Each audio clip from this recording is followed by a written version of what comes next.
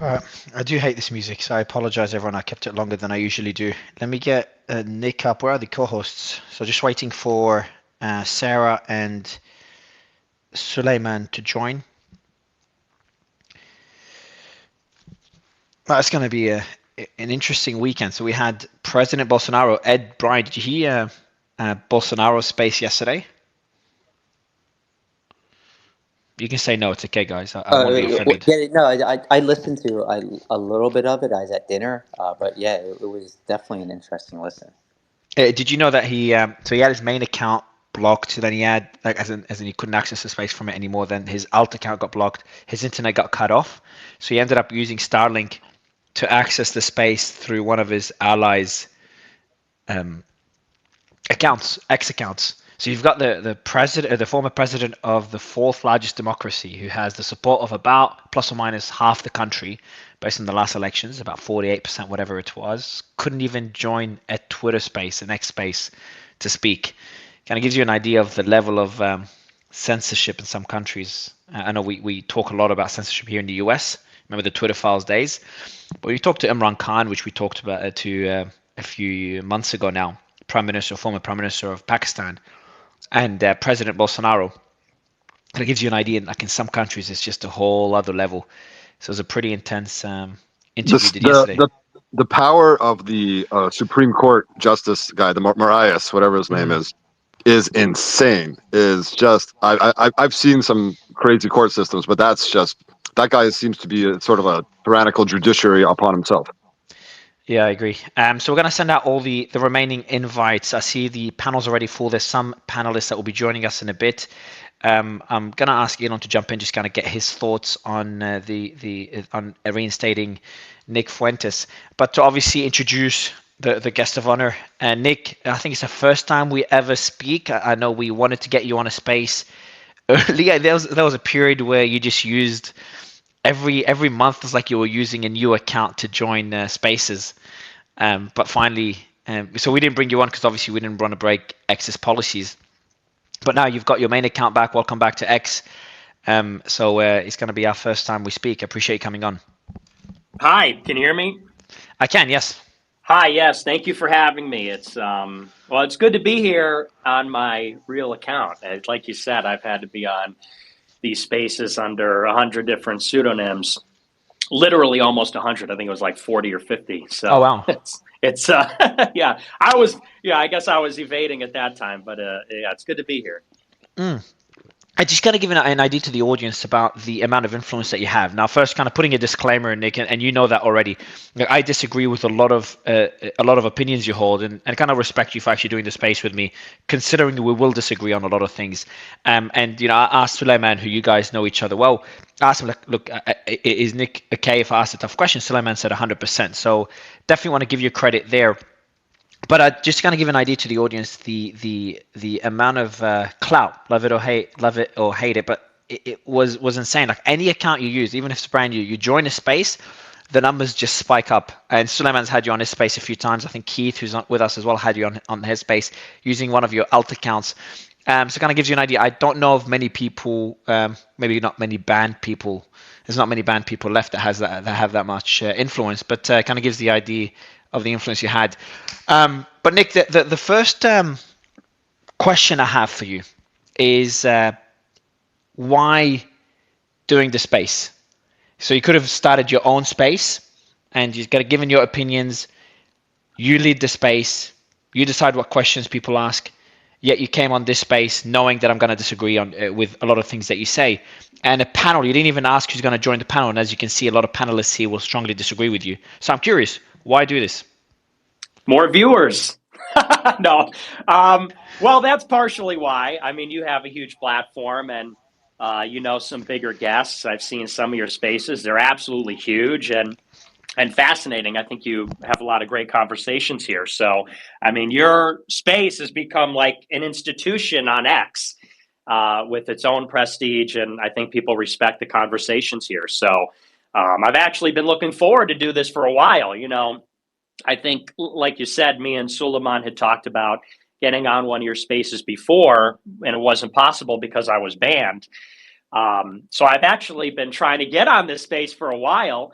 I would also say, I like discussion. It's so funny when I got reinstated. A lot of people, some people were saying, "Oh, well," and I think even Elon himself said it. He said, "Now that we reinstate Nick Fuentes, his views will leave the shadows. They'll no longer be simmering in the dark." And some people say sunlight is the best disinfectant. Now we can see what he's really about. And it's like, I'm trying to be in the sunlight. I want to be in the conversation. I want to be within the Overton window and have a platform and be able to talk to people. I'm not trying to hide anything. I'm not trying to be sneaky or get away with anything. So I've always wanted to participate in the conversation, and I think it's the best when you have people going back and forth. And I mean, you're right. A monologue would probably be. I mean, it certainly would be safer for me and more strategic for me because, and I just want to say this, I don't want to ramble too much, but, we're going to disagree. We're going to have this conversation. It's worth noting that I am censored from every major platform other than this one, and I have been for years. Like if you go on TikTok and search my name, it will not even give you results. If you type in Nick Fuentes and hit search, it will say, we will not show results for that term. Same thing with YouTube. If you search my name on YouTube, it will give you a curated list of results. You can't find anything organic. Same with Google. So I'm like the most heavily censored person. And not only does that mean I can't get my views out, but also it means that everyone else gets to say what my views are. Everyone else gets to call me names and they get to say, twist my words, represent me however they want to. And so probably it would be safer for me to go and do my own space and say, hey, I've been censored. People have said so much about me. Now it's time for me to say it in my own words, by myself. I probably will do that at some point this week, but I know this is very controversial, and I actually have to thank Elon and give him a lot of credit for doing it. I recognize the situation he's in and the immense pressure he's under from ADL and from the advertiser boycott and politically. So, of course, I think it speaks to his integrity and that he really cares about the principle of free speech for him to bring me back. I don't know. I kind of feel like I owe it to him to kind of explain myself a little. And, if by the end of the space, people think I'm as truly bad as they say, I'm an odious, horrible person, well, then that's how it is. And if people think I'm persuasive, then they follow me, they like me, they respect me for going in against a bunch of opponents. So, but I think it's going to be a fun space. Yeah, I think we've got obviously Alex Jones with us on stage, and we did a similar space with Alex when he was reinstated, and I think Elon came. No, I know Elon came on to that space, and it ended up being one of the greatest discussions we've ever had. We've had obviously Vivek Ramaswamy, we've had the Tates who I've invited and they could jump on, and a few other panelists. I'm gonna go a bit back and forth with you, Nick, and then we're gonna open up the panel. As we dig into more polarizing topics. Alex, I've just muted your mic because there was a bit of an echo. Just unmute whenever you want to speak. Nick, you did mention being banned from every platform, and I did look it up. Like you're banned from YouTube, Twitter, obviously Twitter prior to this, Reddit, TikTok, Spotify, Venmo, Stripe, Clubhouse, Facebook, DLive, Twitch. I'm sure I've missed a few as well. The ones that shocked me, and correct me if I'm wrong, Stripe, Spotify. Yes. What did, for example, Stripe? What did Stripe say when they banned you? Well, it's interesting about the censorship architecture. I mean, I'm banned from everything you can think of, even as you said, surprising ones like Stripe or Spotify, Airbnb. I'm banned from Bank of America. I'm banned from a lot of stuff. And what's sort of disturbing about it is how opaque the process is. I was on a no-fly list for a year. A lot of people even questioned if that was real. And people said, well, where's the proof? And it's like, when they put you on a no-fly list, when they ban you from Stripe, when they ban you from this, that, or the other, they don't actually tell you you're banned and here's why.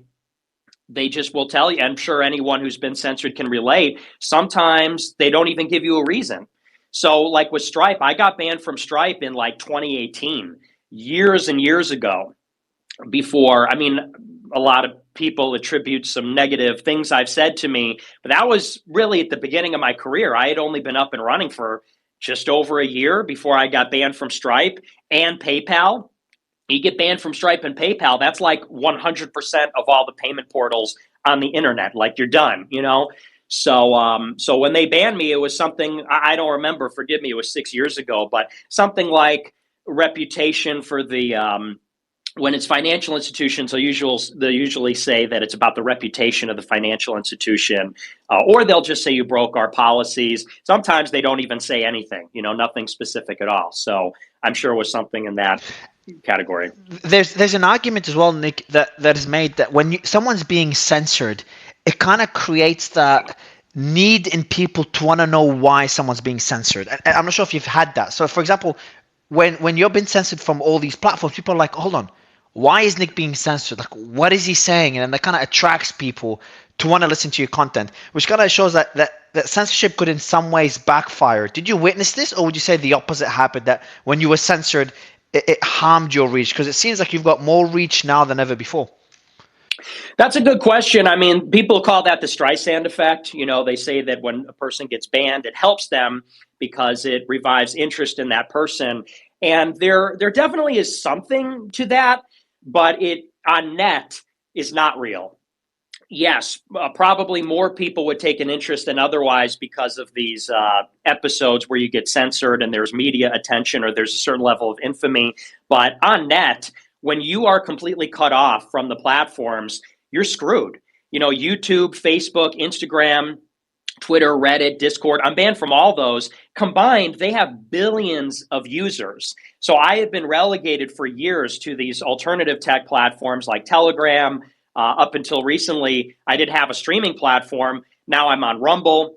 And the user base on these platforms is a small fraction of what it is on every other platform. It's nearly impossible to grow. It's nearly impossible to take advantage of any network effect and get new viewers or to be discovered.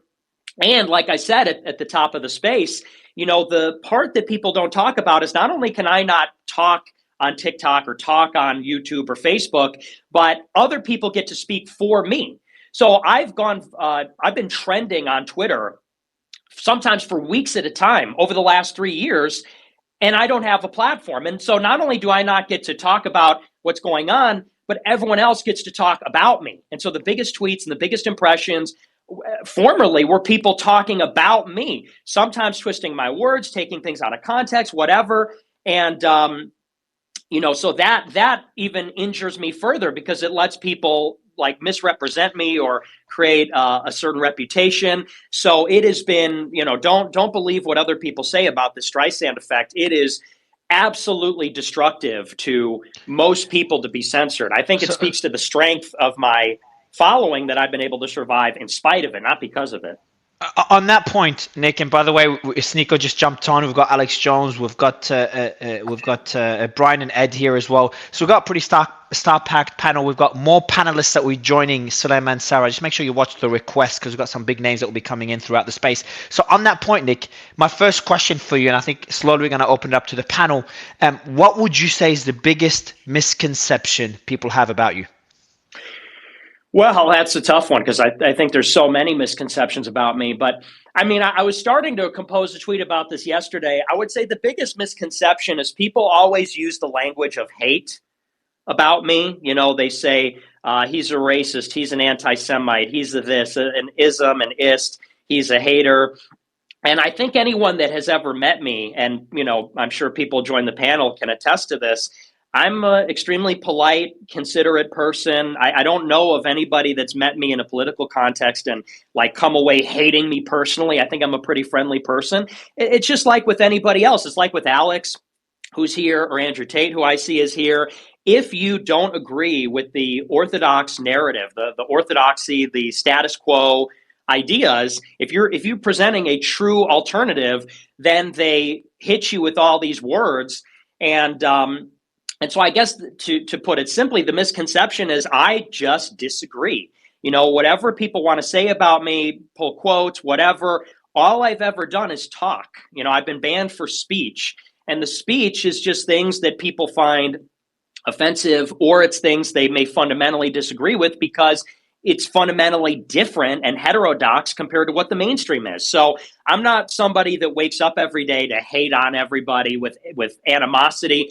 I wake up every day as somebody who it has been politically persecuted and censored because I'm offering a true alternative. And I guess the last thing I'll say, because I know we want to get on a little, this is an introduction, but I have such a strong youth following. That's what makes me dangerous. There's a lot of people that disagree with the system. There are very few that do it in a way that is persuasive and charismatic, and in a way that's appealing to young people and intelligent young people. So I think that's why people have such an interest in destroying my reputation, censoring me, and financially sanctioning me.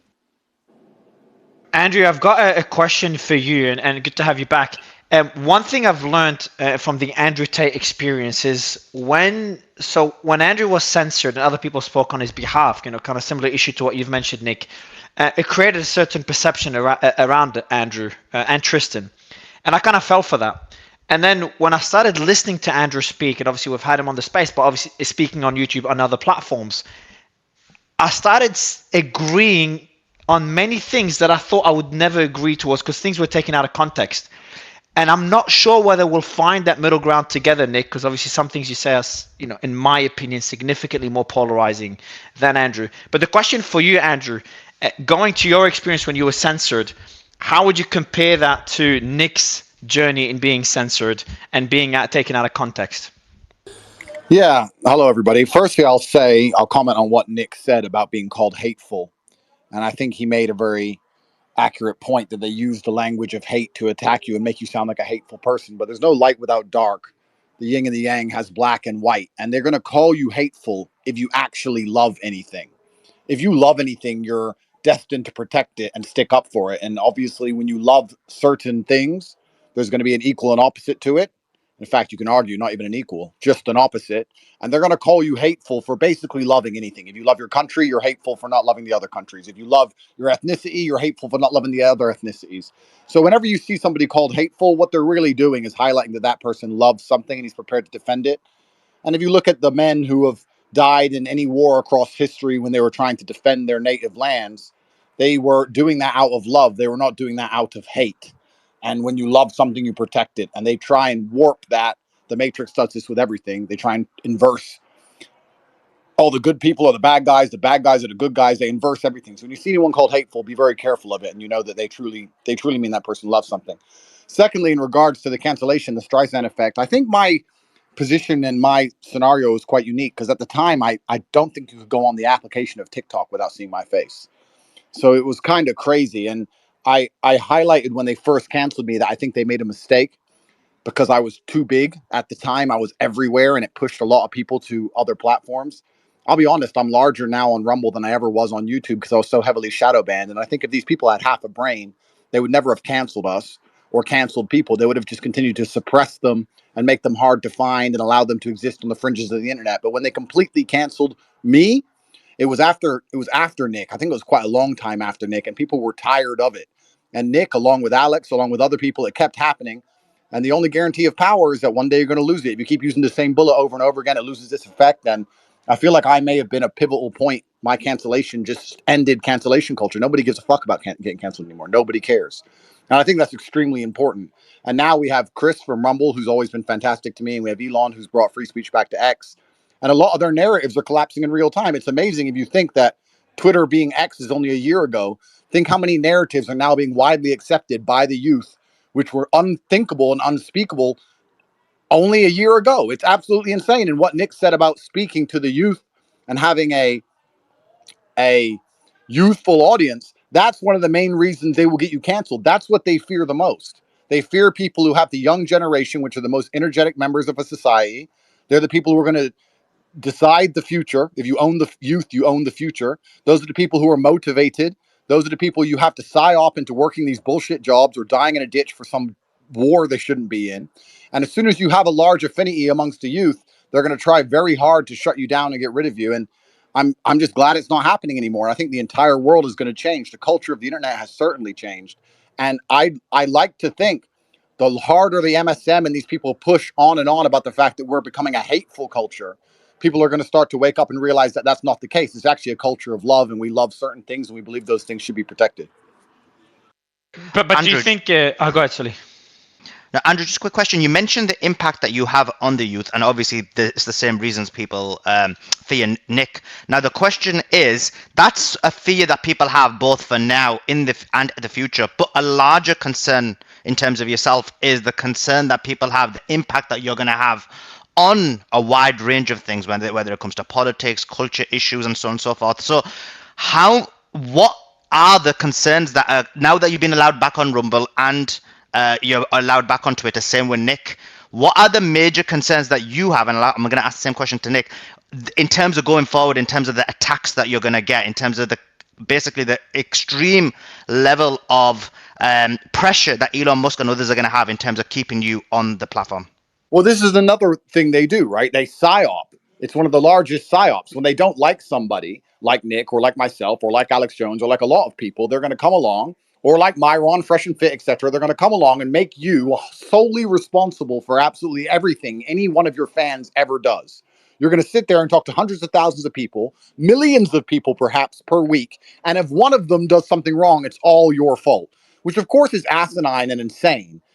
If you have a mainstream pop celebrity who decides to lose a bunch of weight and look vaguely anorexic, they don't get accused of making some poor girl become anorexic. No. But if I decide to say you should go to the gym and get strong, and millions of men go to the gym and get strong, and one of those men happens to go to the gym and get strong and take steroids and drugs and lose his mind and go crazy and go and punch someone, they're going to say roided up Andrew Tate fan. And I'm going to be accused of horrible crimes because I'm solely responsible for all of the actions anybody who has ever listened to me has ever done. And that's deliberate because it puts you in a position of impossibility. I've been asked this before by MSM people. They've said, oh, don't you feel responsible because you once said that a man should be strong and he should be in charge of his household, and this young boy in Ulaanbaatar, Mongolia, told his teacher he's not going to listen to her because he's a man. I'm not in charge of what a Mongolian 10-year-old thinks when he misinterprets my message. This idea that you can say things online, especially nuanced and complicated things, and nobody will ever take any of them slightly out of context ever. They know that's a fantasy land. And it's an unfair battleground to even be playing in. So I'm going to talk. I'm going to say what I know to be true. There's going to be a large proportion of the population who understand what I'm saying must be nuanced and understand what I'm saying comes with a certain degree of life experience. And there's probably going to be some idiot out there who's going to misunderstand everything I say and do something dumb. But you could apply that to everything. You can say, drink water, it's good for you. Some dumbass will fucking drink till he drowns. Is that a murder charge? Well, it's only a murder charge if you're an enemy of the Matrix. So they do this on purpose to try and silence you and try to get you caught up with the difficulty of being so careful with what you say that it has no meaning anymore. If you're going to say anything that is meaningful, there is no light without dark. There's going to be a certain proportion of the people who listen to it are going to misunderstand it. That's the basic reality of the human condition. And to try and apologize for that is what they want you to do. So you soften yourself and end up neutered. They want you to be a eunuch and a mouthpiece for basically nothing if they're going to allow you on their platforms at all.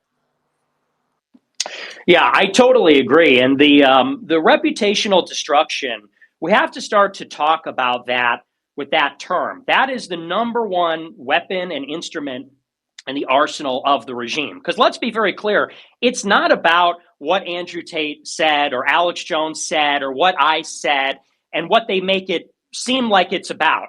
It's about the fact that when Andrew Tate goes somewhere, there's a crowd of 1,000 15-year-olds following him and swarming him, and they're ready to go and grind and make money, and they're listening to what he's saying, not even just the funny stuff or about relationships, but they're listening to what he said about the election or what he said about the Ukraine war. It's about power. Same thing with Alex Jones. They say Sandy Hook, Sandy Hook. It's not about that. It's about the fact that Alex Jones has a professional $1 million studio and reaches millions of people completely independently without fact checkers. That's power. It's about the fact that when I go somewhere, when I go on Twitter, on a burner account, I could get 50,000 followers in a week without even telling anybody it's me. That's power. And what they don't want is, as Tate said, young people, energetic, mobilized, disagreeing with what the government agenda is. You never see, and this is how power functions, the people that are in power are in the shadows. We don't even really know. Average person doesn't really know who's actually making the decisions. It's a completely opaque, completely incomprehensible system. And that allows them not to be accountable. It allows them, by not being visible, you can't hit what you can't see. It allows them not to be accountable. So when a guy like me goes up there and talks, I've done over 1,000, 2,000 hours of content. Of course, I'm going to say something that sounds wrong. Of course, a joke isn't going to land. Something's going to be misinterpreted. Human beings make mistakes. There is a well-funded, well-oiled machine, ADL, SPLC, Media Matters. They exist. They employ reporters to follow every word, hang on every word of Tate, Alex Jones, Elon, me, any of these people, and look for those things that don't sound good so that they are ready for their report to send it to all the media. And then when New York Times or whatever writes a report about one of us, they have to include the preamble. Nick Fuentes, who said this one time. Alex Jones, who one time said this, Andrew Tate, to poison the well. And this is a form of assassination. 60 years ago, they would go and kill people like Malcolm X or Jack Kennedy. Now they don't have to kill people. All they have to do is get you in a clip saying, this guy's a hater, this guy's a racist. People like you, he hates you. People like you, he doesn't like you. He's a kind of vile villain type of a person. And so as soon as people recognize that that is a mechanism to prevent people from controlling information and to prevent people from trying to fight for market share in our supposedly open society, people start to get inoculated and start to realize. I was about to throw out another tweet the other day. Look around at the country. The country is in serious decline. The country's failing. People get mad at Tate, Alex, me, Elon for pointing that out. Elon Musk is sending rocket ships into space. We haven't been to the moon in 50 years. One guy bootlegged it. He went and found the parts. I read his biography recently. He's putting rockets into space, but the Justice Department is breathing down his neck because he didn't hire enough refugees. Seriously? The country everywhere is litter, filth. The fertility rate's fallen through the floor. We have no solution for that other than mass immigration. The borders are open. I don't have to spell out everything that's going wrong. We all know the social fabric has been ripped apart. We do not live in a meaningful society, but everybody wants you to fixate and focus on political extremists like me or Alex Jones or Tate. They're the problem. The things that they say are the problem. Not when the TV says Iraq has weapons of mass destruction. Not when Israel's blowing up an embassy in Iran trying to draw us into World War III. Not these other things which are actually responsible for wrecking our country, forfeiting the prosperity that we won after the Cold War. So, we have to keep in mind, and that's why I love Alex's brand. It's an info war. It's a battle over control over the distribution of information and opinions. It's also a matrix. They want to control what you see, what you hear, and then they control you. So that's all this is about. It's people like us independently vying for power to improve society, and them using reputational destruction as an instrument to assassinate us so that we lose credibility or legitimacy, or people don't even want to hear what we have to say before we say it. Yeah, just as Nick said something really important there.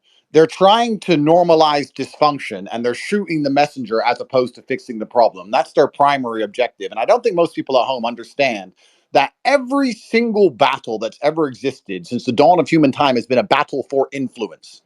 We talk about World War III. We're currently in World War III. Lobbying is World War III. Hacking is World War III. We're living World War III right now. And Nick quite rightly pointed out, Alex's brand is on point. It is an information war. Why do you send tanks to said geographical area and destroy the opposing tanks so that you can have influence over the population in that area? So you can control the monetary system, you can control the media, you can control where they go to work, you can force them at gunpoint to do as you say. It's always been a battle for influence. Why does lobbying happen? Influence. Why does the American dollar keep getting used as a weapon to influence foreign nations? Why are we trying to promote democracy so we can constantly and endlessly rig elections all around the world? It's a battle for influence. If you have influence in this world, like Nick does, as he said, he can come back on a burner account and get so many followers so quickly. You are taking part in a war. You are a combatant. And there are people who are unhappy with the influence you have, and they want you gone. Anybody who thinks you can get big enough to have millions of people listen to you and affect how they think by educating them, and that you're not going to be punished for doing exactly that, is ignorant, because every single thing that's taken place around the world, whether it's a plane dropping a bomb, whether it's a currency sanction, whether it's a shipping, whether it's a tax on an import or an export, all of it is the battle for influence. That's all this is in the first place. But both of you guys are saying that the media's goal is to control your thoughts. I think a lot of people, particularly those on the left, probably think the same about both of you guys. Wouldn't you agree? No. I would Well, say I don't that mind sitting there for Krasenstein, but I'd like to comment before Krasenstein comes on. So I've been sitting there. I don't mind sitting here, but I want to talk about what's currently happening. Go ahead, Alex. Look, it isn't about what Andrew Tate says and does, or what Nick Fuentes says, or even Elon Musk. The power structure has lost control of the people's minds because it's betrayed the people. The social contract is broken. We know that. They want to take stuff out of context and then shut down people's free speech doing that. The bottom line is this. Out of all the big, giant, big tech that's there, only Elon Musk is putting his money where his mouth is and actually allowing a real open debate, because that's what humanity is about. It's exciting. It's dynamic. If the other side has the right answers, they should not be scared. So the power structure has been rejected. No one watches CNN. CNN has like 100,000 viewers on their average show. They are a joke. This show will have 10 million views. That's why they are in complete and total panic mode, trying to destroy anybody that they see as an influencer. And so this is all out in the open. And it's beyond the Streisand effect. People don't believe the system anymore. They don't buy into it. And they understand that they themselves are being screwed over and lied to. And so the entire military industrial complex censorship system has failed and is being rejected in the most hardcore terms possible. So that's the larger question is, why isn't the power structure recalibrating and trying to back off or trying to change its goals? Because it's so arrogant. It's afraid of Nick Alex, Fuentes. quick question on that though. Are they not trying to recalibrate? Isn't that the argument? But they're recalibrating into making society, one would argue, more totalitarian, more fascist, more of a police state. So there is recalibration happening, but you're thinking it should happen the other way. What's your thoughts? I mean, I totally agree with you. They are recalibrating by cracking down and doubling down. I mean, look at the bill they passed in the House. It's going to pass the Senate by 80 votes. There's only 100 senators. And I've read the bill. It makes a foreign multinational NGO of Israel in control of Justice Department policy and college policy, and literally bans the New Testament.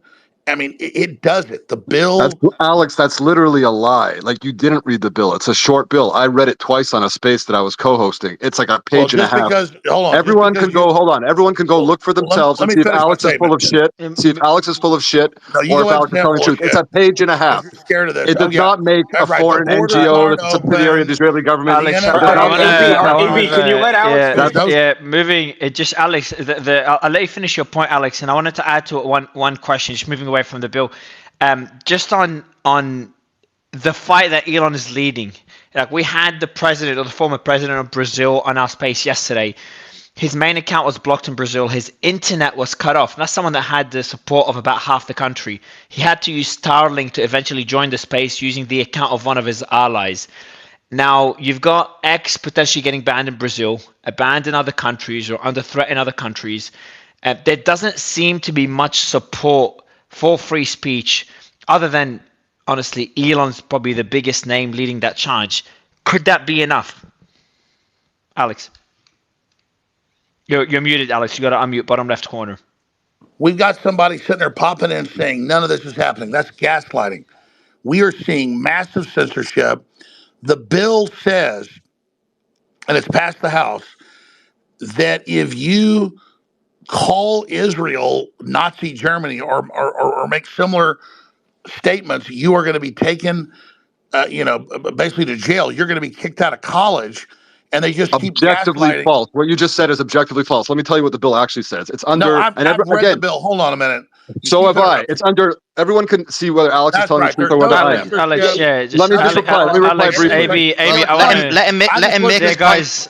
Alex, I Let, just let, I let do want Alex make his to. point I first, and then you can do, respond. Suleiman. I do. No, I don't want to discuss the bill. Not yet, Alex. I'll go back to the bill in a bit, just because we've just got some big voices here. You got yourself, Alex. Got obviously Nick, Andrew, Sneako on stage, and I really want to focus. And I've actually sent an invite to Elon, who hopefully could join us in a bit.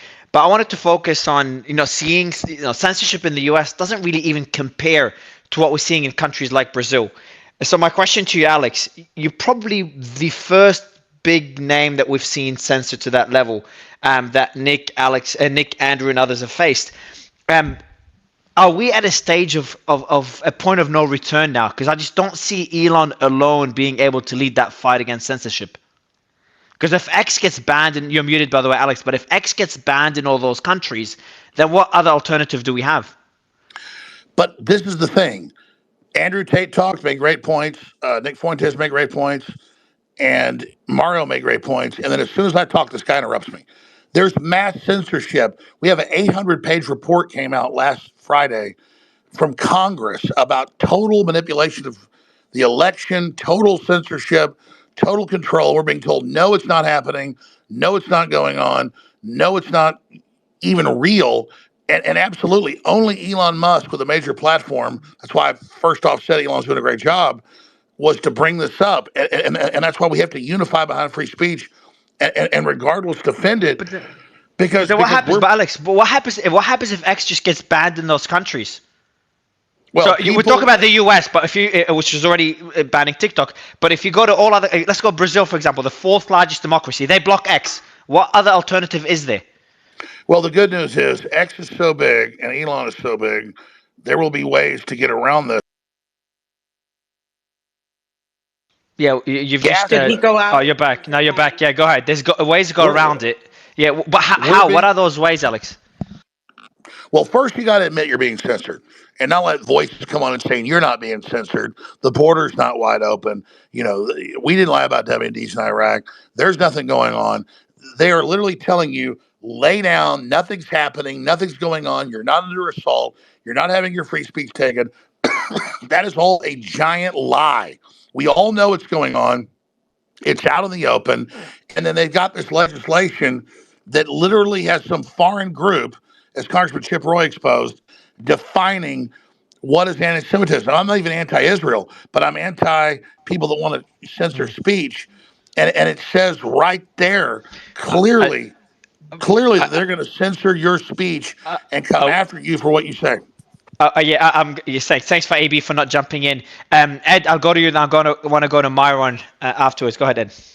Yeah, so I want to go back and talk. I believe it was Nick who said the media is trying to control your thoughts, but I mean this is something that he has posted over and over again over the years on X or on Twitter, I guess I should say, and then he ties the Jewish people to it. So I think the media's main goal is to make money. Their businesses, their corporations, their main goal is to make money. Their main goal isn't to control your thoughts. But if you're going to say that the media's goal is to control your thoughts, then I would argue that Nick's goal is to control people's thoughts too. Just like he said when you open this space, Nick said that he's here because you have a large presence and you're going to get a big audience. So, Nick, do you want the big audience because you want to change people's minds and control their thoughts, or do you want to do it for other reasons? Of course, I'm here to change people's minds. But what I'm talking about specifically, when I say the Matrix is the idea, because people have gotten it twisted. When they say take the red pill, it's the idea that the world around you is created. It's that your perception was designed. And we have something like that, something like the Matrix film with media. Most people, I mean, seriously have to question their assumptions about the world. Most people wake up, make their coffee, take their shower, drive to work, go to work, come home, watch Netflix or go grocery shopping, whatever. So everything that they see and hear about the world outside of that immediate experience, they get from TV, increasingly social media. And what information about what's going on in Ukraine or Israel or wherever, where does that even come from? It comes from specific news outlets that then go and on the social media platforms get a special status. Like on YouTube, they will give Washington Post and New York Times and CBS special status, their legacy institutional media. Even Facebook tried to do this. And, people forget this, but the origin of the term fake news didn't come from Trump. It came from Facebook. Because after Trump won in 2016, Facebook said the reason he won, which was not an anomaly, was not supposed to happen, not part of the plan, is because of the proliferation of fake news on Facebook. And they were going to roll out a system where some kind of moderator would evaluate news sources and say which ones were real and which ones were fake. And so that's the kind of information ecosystem I'm talking about, where clearly institutional establishment media companies or sources, they are given preference.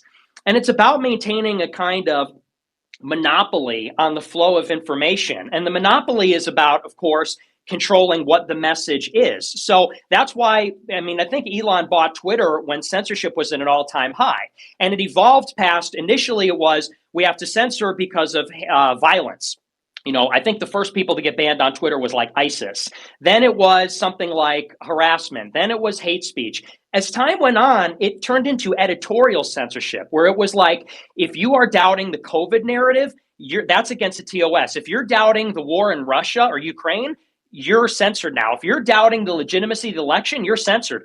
And it was revealed recently that some of this stuff was even coming from the White House press office and from various other federal agencies, where they were literally saying, they were emailing their sources at social media companies and saying, hey, this specific post, can you take this down? It's so-called misinformation.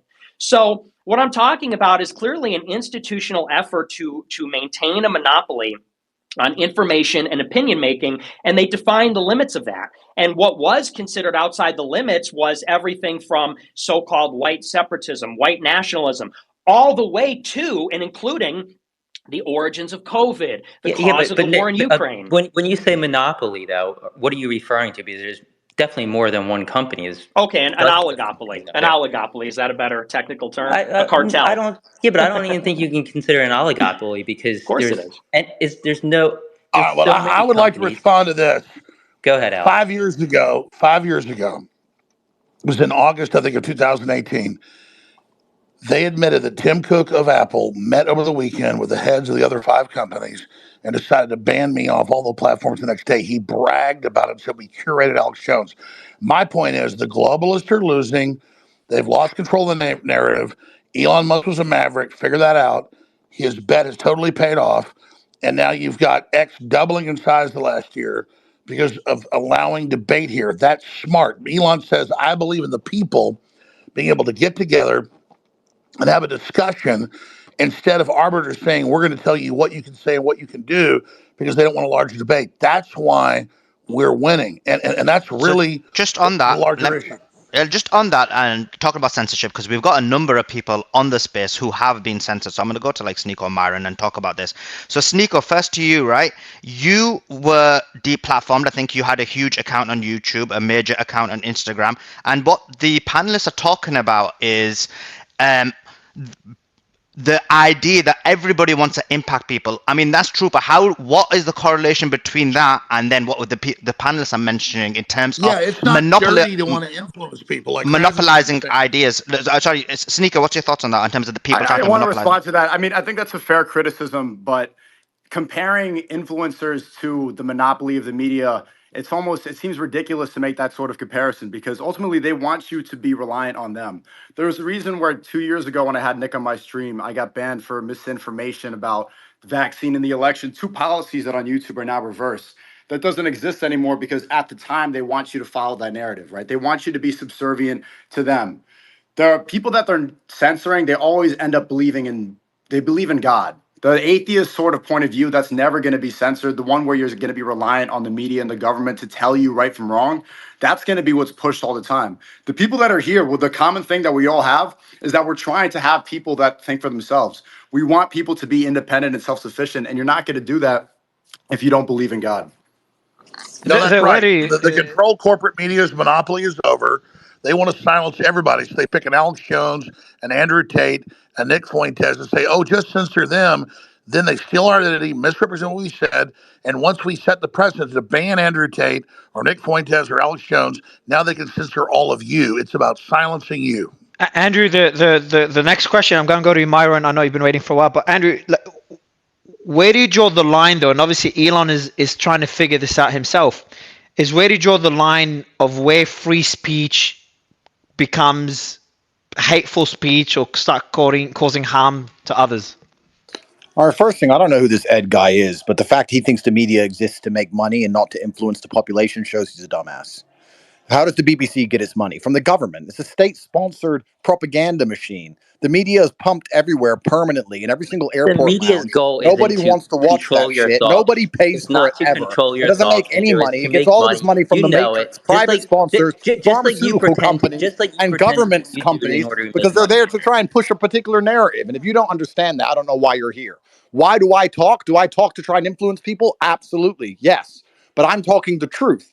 And when you have a mainstream media The truth in cartel, your which is opinion. Your truth exactly in your what it opinion. is, a cartel which is deliberately trying to misrepresent and lie to the population, why are they lying to absolutely everybody all of the time? Why do they fear the truth so much? Are they trying to convince people to live inside of a version of reality which is simply false, that doesn't exist for their own benefit or for the benefit of the people who make the reality? And if you have any kind of understanding of power dynamics, you'll know the people who are lying, the people who are making the rules to benefit the people who make the rules. If they had any honest or genuine intention, they would simply just stand up and tell the truth.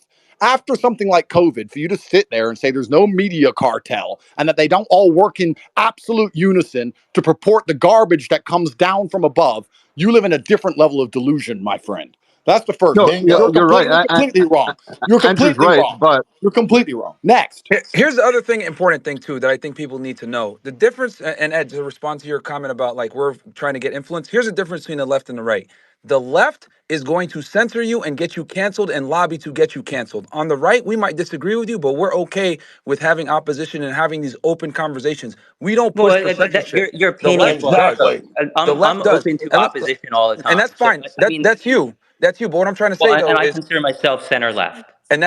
that's awesome. You're one of the few, but the reality is most of the people on the left, Media Matters, ADL, etc. If you say something that they don't like, especially if it concerns Zionism, let's just go ahead and deal with the elephant in the room.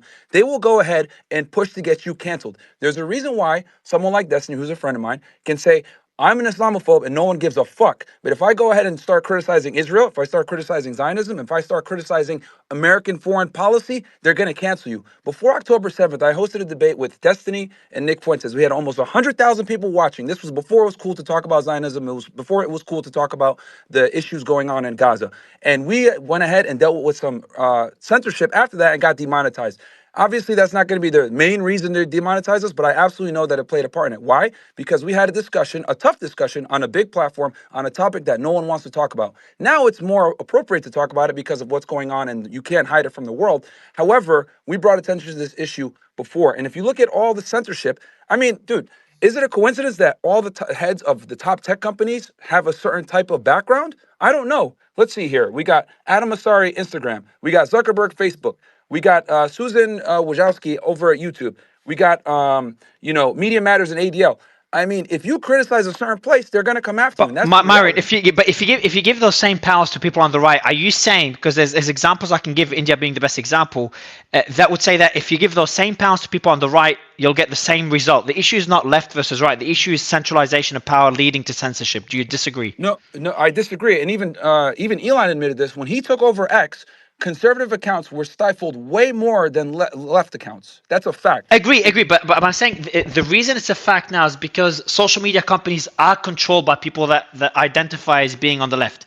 But if you have people Yes. identifying being on the right, controlling those same social media platforms, do you think we won't have the same levels of censorship?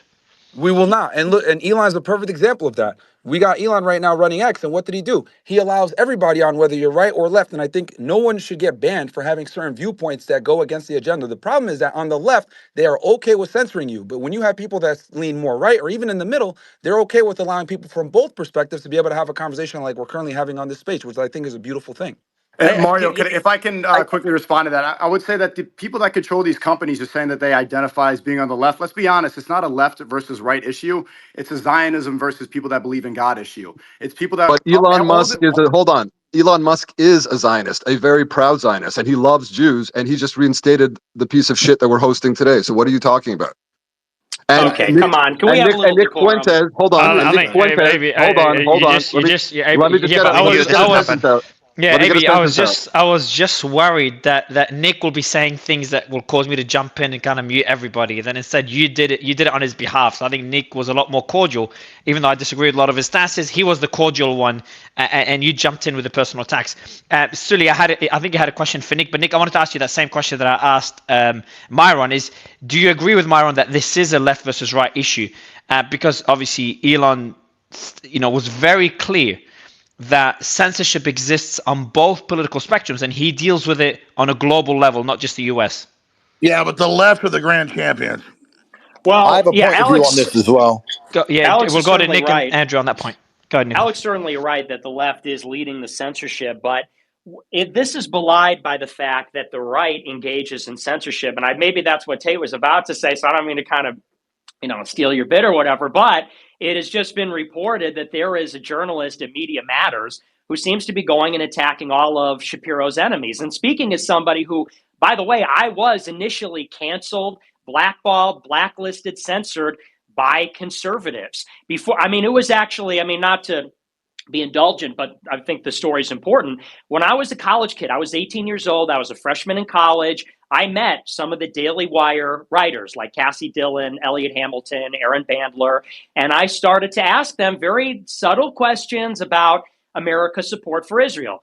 Agree, disagree. I was asking questions. And of course, Donald Trump had just won in his inaugural. He said the new credo is America first. So I said, well, why does that seem to be the apparent exception?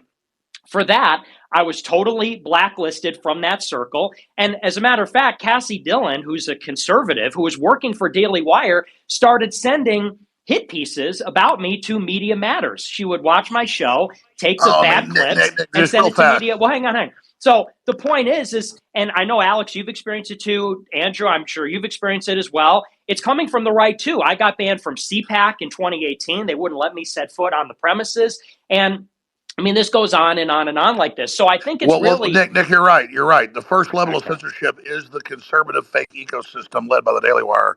That's totally true. And then once you get through that, then the main censors come in. I just want to say you're right about that. The Daily Wire is a joke.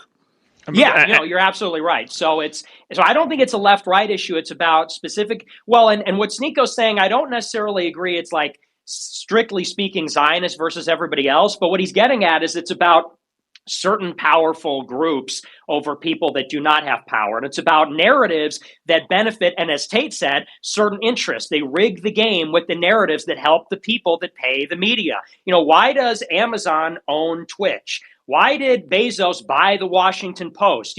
All these media outlets don't make money. Streaming platforms don't make money. They're not profitable. That's because, and as Ed said, oh, they're there to make money. And Tate rightly pointed out, you just fundamentally don't understand what media is if you think it's about making money. Mass media has always been supported by either billionaire patrons or advertisers. Advertising is a function of the discretionary budget of big companies. There is there's little evidence that advertising even makes money for companies. So it's true. It's always been an expense of propaganda of the power structure. And I said this earlier. I want to ask a question to everybody. The power structure has lost the narrative. They're done. Everybody hates them. They're not in control anymore. Now all they have is brute force. And that's the big issue. The power structure is done. When it comes to propaganda, they've been defeated. So what are they going to pull next? Yeah, I'll just jump in. Sorry. No, go ahead. I'll just jump in here quickly. Firstly, I'll say that the majority of the conservative right are just vaccinated losers. And I'll say that right now. None of them have any balls to stand up to anything. They're a bunch of fucking cowards. I made the mistake of going to CPAC once and had to leave after a few minutes because I could feel the dorkness infiltrating my blood. It genuinely upset me. So I don't think it's left or right. I think they're cowards on both sides. And to be truthful about why things like censorship happen, you can look at the basic power dynamic of humanity. And Nick just touched on this. It's about the powerful versus the weak. If the right had absolute power, they would censor certain ideas completely, and they would say it's unsafe for children to see transgenderism, for example. I may agree with that particular viewpoint, but there would be censorship taking place no matter which side's in control, left or right. When you have an absolute power imbalance, the powerful people are always going to subjugate the weak people. This doesn't matter if it's an information war or a real war. It doesn't matter if it's a race war. It doesn't matter what other any kind of war has ever been, where you have one group who's massively more powerful than others. They're going to subjugate. That's how things work. Obviously, in an ideal world, there'd be a perfect power balance. That's never going to exist. It's going to be constant and changing. I think the culture has changed from liberal wokeism. Now it's swung the other way. It's a pendulum. It's circular. But this is why, going back to the first question you asked a few minutes ago, saying about hate speech and where you draw the line, that's why it's so important that you don't draw that line.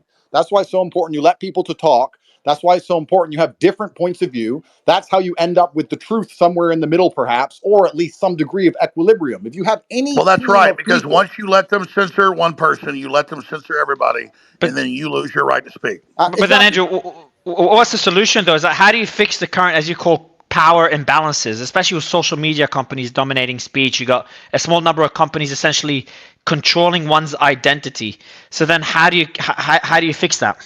Well, this is the thing, right? It's swinging from one side to the other. It's currently a pendulum because nobody's looking for balance. It was completely MSM owned in the COVID era. The only reason they got away with that fucking scam for 3 solid years. Anyone who's been following me saw on day 1 of COVID, I moved to Sweden. No one talks about this. I moved to Sweden and lived for 8 months without a mask, without a vaccine, in absolute fully open society. No one talks about Sweden. They didn't close anything. Nightclubs were open, parties were open, concerts were open, casinos were And open. they had the lowest death rate in Europe. I was there partying every day, putting it on Twitter, but I had a tiny 20,000 account because I'd already been banned, an anon account which they had suppressed. So the whole COVID scam only existed because the media took money from the pharmaceutical companies, because they don't exist to make money, to purport their garbage to try and enslave us all. And Andrew, you just nailed it. They have no more power. They're losing. They've They're lost. going after all So the main now it's swung. influencers. So now it's swung our way. But this is the point. It's a pendulum. No one's looking for equilibrium. But here's what's actually scary. Now it's swung our way. The game is currently changing. In the COVID era, what the MSM and the Matrix would do is they would try and sugarcoat their bullshit to convince you to believe it and sit you down and say, oh, the vaccine's good for you. And they sugarcoat it because they control the narrative. Now they no longer control the narratives. I think we're going to enter an era of brute force. It's not going to be about, we think you should get the Exactly. vaccine, it's good for you. It's going to be, get the vaccine or you're not going to eat. Get the vaccine or you're going to It's get going shot to be on false sight. flag. It's going to be false flag terror attacks and civil unrest and civil war. Absolutely. The sugar coating's done. When you don't own the narrative, when you can't tell the happy, polite lies, now it's just brute force. That's how the whole reality of Earth has always been. You can lie to your girlfriend, say, I'm not cheating. If she catches you enough times, you're just going to say, yeah, I'm cheating. Get over it. Now they're going to get to the point where they're going to say, yeah, we're tyrants. We're tyrannical. Take the fucking vaccine, or the QR code on your forehead is going to be scanned when you walk outside by that camera in the corner, and you and your kid's electric car ain't going to work anymore, and your credits will be drained from your bank account. They're done trying to lie to us. They're done with the sugarcoating. Exactly. They're done being nice. And they're moving into just brute force totalitarianism. Exactly. So what are we going to do about that? Now, what's the response to that? Real quick, I just want to clarify. I'm not saying that the right doesn't censor. They absolutely do too. But what I'm saying is right now, right here, when we talk about these big tech companies that are responsible for having these trust and safety boards and Media Matters and ADL, et cetera, they tend to lean left. Does the right censor as well? Of course. However, I would say the predominant censorship people are on the left-hand side. Some of them don't, Andrew, but most of them do. So Andrew, just one question. DG from the audience is asking, like, so how do you fight brute force? So for example, if they use brute force to ban X in a bunch of countries, then what other platform would allow us that voice? Well, I have to be very careful what I say because I'm in the middle of a judicial process, and my judicial process is down directly to the fact that I spoke against power. That's the reason they're doing this dumb shit to me, and I'm currently on bail. So I have to be very careful what I say because it all ends up in a court file. So I can't talk about mass civil disobedience. I can't talk about mass civil non-compliance. I can't talk about those things. What I would like to say is that I believe we still have, to a degree, the power. I believe that the people still have the power because they can only get away with the bullshit we accept. It won't be that way forever. In 20 short years, AI is going to have you by the balls, and it's going to be completely different. But for now, we're in a transitional period of human history where no matter what bullshit they write down on a piece of paper, the police officers are not robots yet. They're still humans. If we can convince them it's garbage, if we can speak to their humanity, and we as humans can unite behind something common, they cannot completely control us yet. Andrew, Whether so powerful. whether we can regain control before it's too late, before you're Yes. talking to a machine mind, which has no problem shooting you in the head, I don't know. But that's where we're entering a period now where you're going to be fighting for the absolute freedom of not just yourself, for your bloodline, for your lineage. We're going to get to a point now. This AI and the things they're trying to implement are going to leave no path and no possibility of resistance in any way. That's right. So, That's right. That's the mic drop moment. But Andrew, quick question on that. Quick question on that, right? Because you're right. The normal methodological process that occurs is you end up getting civil unrest. The issue you have is that right now, and this is the question to you, the society has been conditioned in a way, in such a way, both the right and the left, to say do not speak out against power, even if that is protesting, even if that is having any form of civil unrest. So in the past, there was this psychology that civil unrest was a way of combating totalitarianism, fascism. But now, when you look at the populace, they're no longer thinking that way. So when the people no longer think in that way, they've been conditioned. What are the real chances of there being real civil unrest? well, that's the thing, and that's their primary weapon. Their primary weapon against civil unrest is not riot police. Their primary weapon against civil unrest is to have a large contingent of the population disagree with the civil unrest and see the people who are doing civil unrest as their enemy. Perhaps in some scenarios they are, but not in all scenarios. And that's why they fear narratives which are outside of their control, which are not gatekept, because what we're effectively doing is telling the truth and trying to make everybody at home understand that the government doesn't give a fuck about you. They don't care if you live or die. Nobody cares about you at all. You're a cog in a machine. You're an ant to these people. You're a farm on a farm animal. You're a farm animal on a farm. They couldn't give less of a shit if you can feed your family, how happy you are. They just want you to pay taxes and die. No, And I if you totally make agree. enough Listen, people guys, understand that, it's not about left and right anymore. It's about the I'm going to powerful leave. versus the weak. I'm going to leave. I just want to add one point here.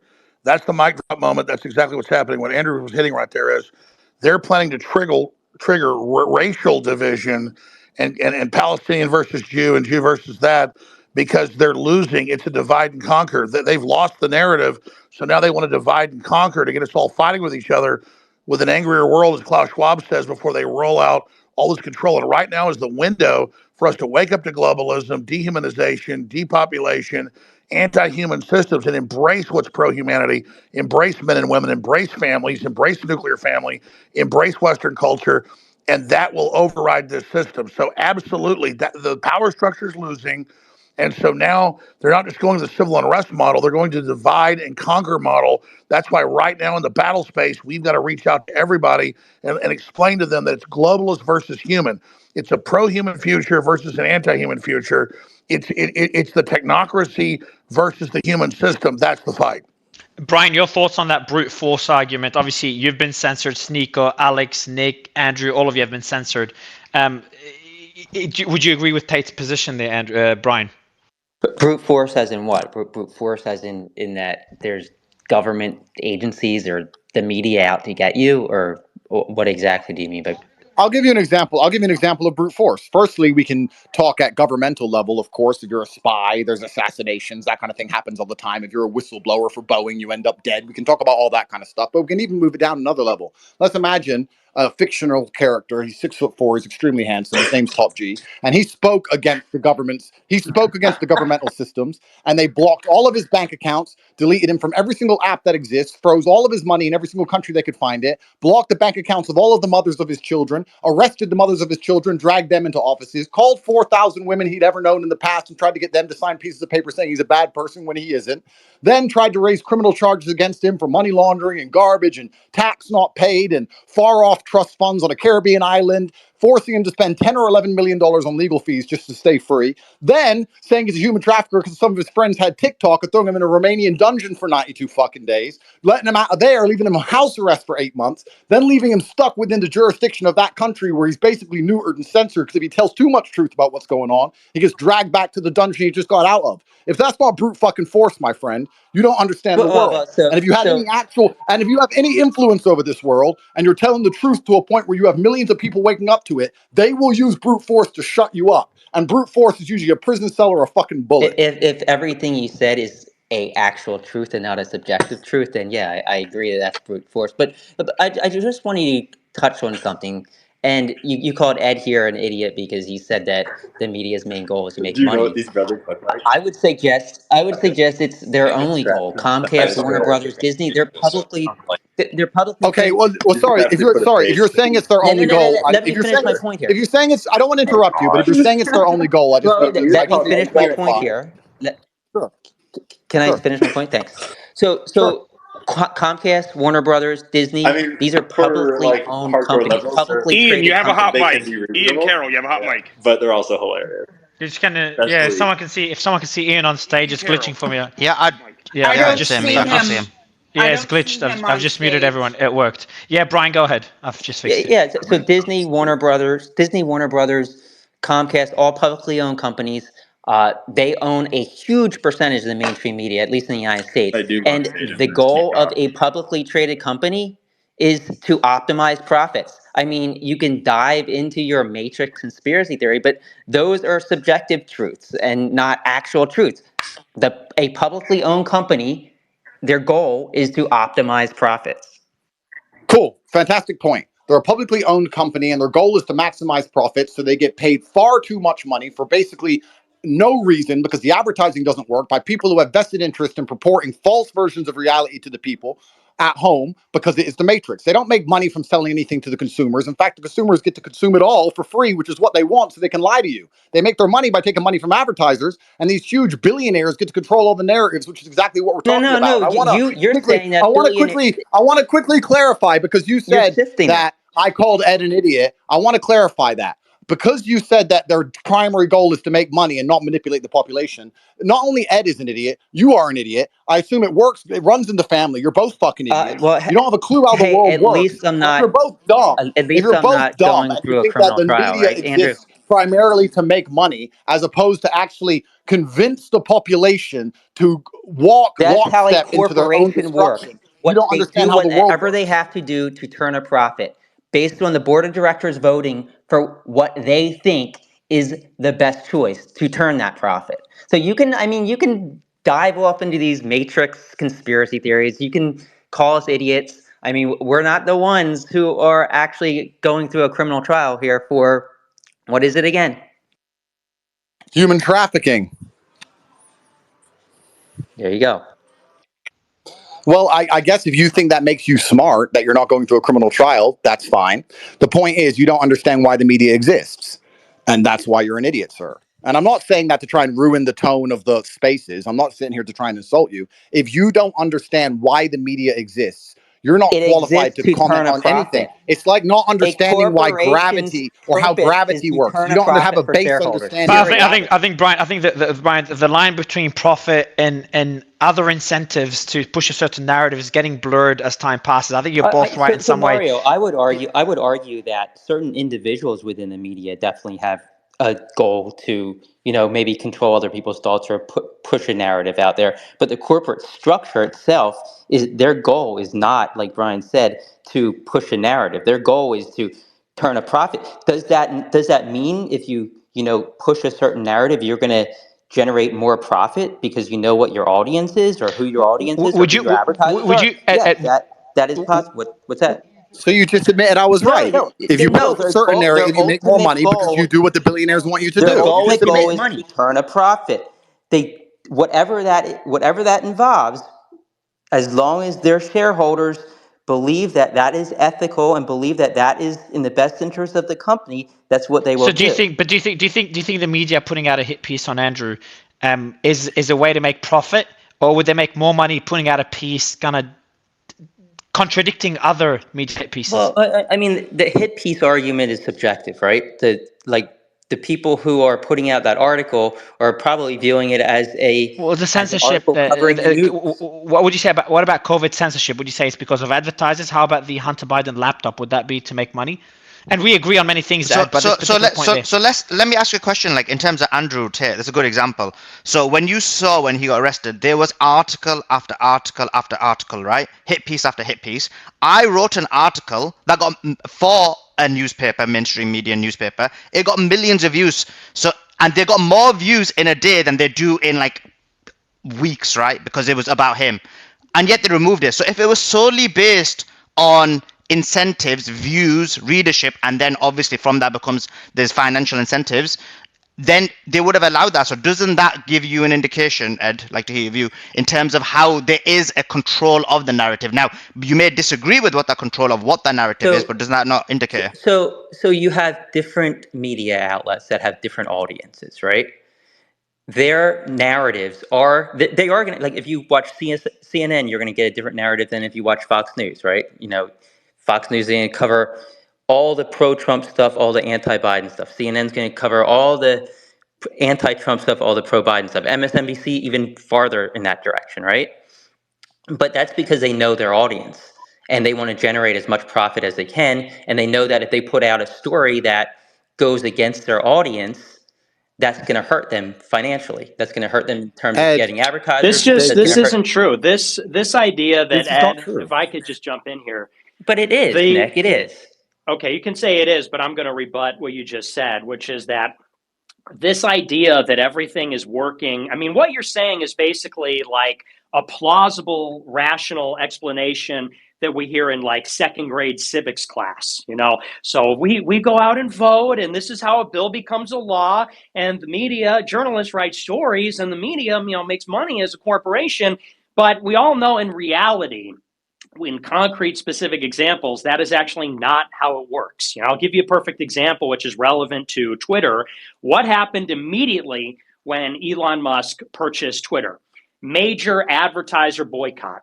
And that was something that I actually had predicted. I told this to President Trump when I met with him, actually. I said, because we talked about Truth Social and Twitter, and I said the next move is that ADL, there are some choke points with the acquisition of Twitter, such as the App Store. The Apple App Store, of course, 50% of the smartphones in America are Apple, and all the software on the phones has to be from their proprietary App Store. I said, that's a choke point. App Store can say, we're not going to let you buy it. I said, the other choke point is the advertisers. All the revenue for companies like Twitter or like Facebook comes from advertising. So ADL may organize a boycott. And I told them about how this precise thing happened in 2020. Mark Zuckerberg refused to take down a post from Donald Trump during the George Floyd riots. Trump said, when the looting starts, the shooting starts. And Zuckerberg said, I think I'm actually going to let that remain on the platform. A lot of people disagreed with this. ADL was one of them. ADL took out a front page advertisement in the LA Times calling for an advertiser boycott. Within months, the post was taken down. They banned thousands of QAnon accounts. They banned Holocaust denial on the platform. So clearly, and you can say in like a rational way, this is like a plausible, ostensible explanation. Well, they did that because they were worried about their shareholders. No, this is a regulated press, and it's similar to a protection. Hang on. Let me just finish my point. Okay. I'm almost done. I'm not, I don't want to interrupt people, but so this is like a protection racket, and this is how it operates. They come along, certain groups or advocacy groups come along and say, hey, it'd be a real shame if something happened to Facebook. You got to take down this post. Oh, I don't think we're going to. Okay, well, then we're going to take out a front page ad on the LA Times and force you to capitulate. They did a very similar thing to Elon Musk with Twitter. And the point is I think you're right on some level that in the corporate boardroom at the New York Times, maybe they're not saying, how can we control people's minds today? But we also know that the major press companies have relationships with social media. They have relationships with the intelligence agencies, with the government. A lot of the opinion writers and journalists at these companies I think a lot of them are spies. I think some of them are double agents. And we also know that on social media and in the press, there are these guardrails that cannot be crossed. And they cannot be crossed because there are groups that they will militantly enforce them. One of them is the ADL. Point, Nick. That's so my it's not, but point. it's not grassroots. It's not coming from the bottom up. It's coming from the top down. Yeah, but it's not the media. It's these groups. Like the ADL isn't the media. You realize that, right? The ADL is not part of the media. The ADL influenced the media here, but they influence the media because the media doesn't want to lose those financial benefits, and they realize that if they didn't do what the ADL asked, they're going to lose advertisers. It's going to affect their stock price. It's going to affect their revenues, which in turn affects their stock price. And that's their goal, to monetize the best they can. So Ed, let me ask one question, Ed. If Pfizer was giving the mainstream media, you can call a newspaper, a TV channel, whatever, let's say Pfizer was giving them hundreds of millions of dollars, would they then run a piece which was anti-vaccine made by Pfizer, or do you think that would be bad business? no, but that goes to my point. That's exactly what I'm saying. It's all about the money. It's not about trying to Okay, control your so you're thoughts. The saying the media people doesn't with have a all the goal to money get control to your thoughts. They control have a the goal to truth. make the money. Okay, so the people with all the money get to control the truth. Yes, that to a certain degree, absolutely. Okay, so we got there. Thank you very Who much. has the money, Well, though? Jesus Christ. well, that's the issue though, and that's Who has the why money? What do you mean, that's who has the why. money? Okay. Well, I was going to say Go ahead, Nick. that is the fundamental distinction. It's not left and right. It is about powerful, and that is why social media presents such a problem. And I was going to go into earlier, I forget when, but when social media first came around, the State Department and the Pentagon were very aware of how it would affect society. They utilized it during the color revolutions, the Arab Spring. They recognized that when people can come together like that, it's a very powerful political force, because a lot of people might think, they look at tech censorship and they say, hey, let these guys talk. We can't have conversations. We got to let people disagree with each other. But the U.S. security apparatus recognizes how powerful it is, because it's also a medium where people can come together and organize and demonstrate, and they can share narratives. And as we found out recently, there's these accusations that narratives are coming from foreign powers, or they're coming from.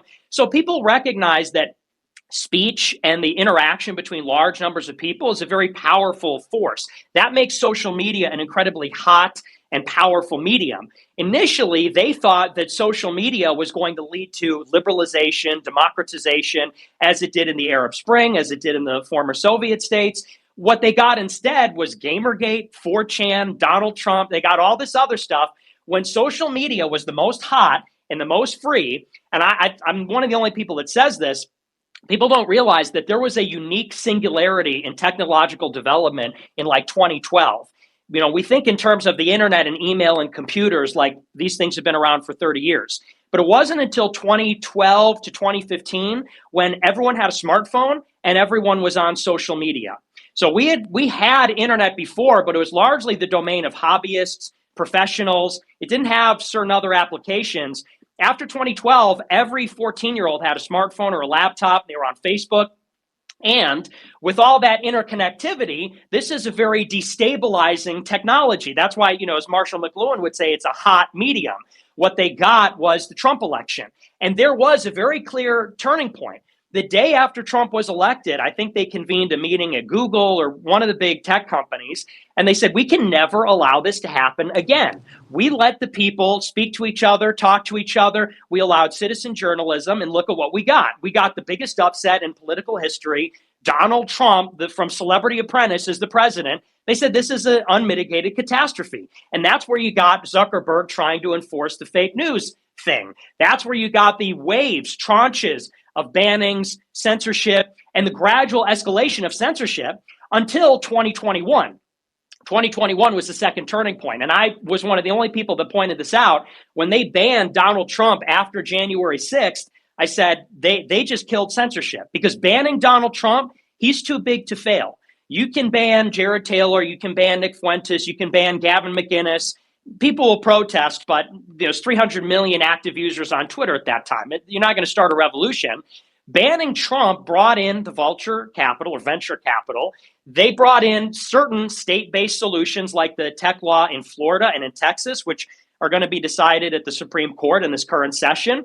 And now it's and I think probably this is what catalyzed Elon to purchase Twitter, because that conversation only started just a year later. So we are now in an extremely precarious transitional time, as Tate said, where there is a beachhead that has been established for free speech. It's on Rumble, it's on Twitter, it was on TikTok, because it seemed that TikTok was not as responsive to pressure from certain advocacy groups as other big tech. I think that's why they're being banned now. And we could get into that because it's kind of a big topic in itself. But I think that TikTok, by the way, allowed for the rise of Tate.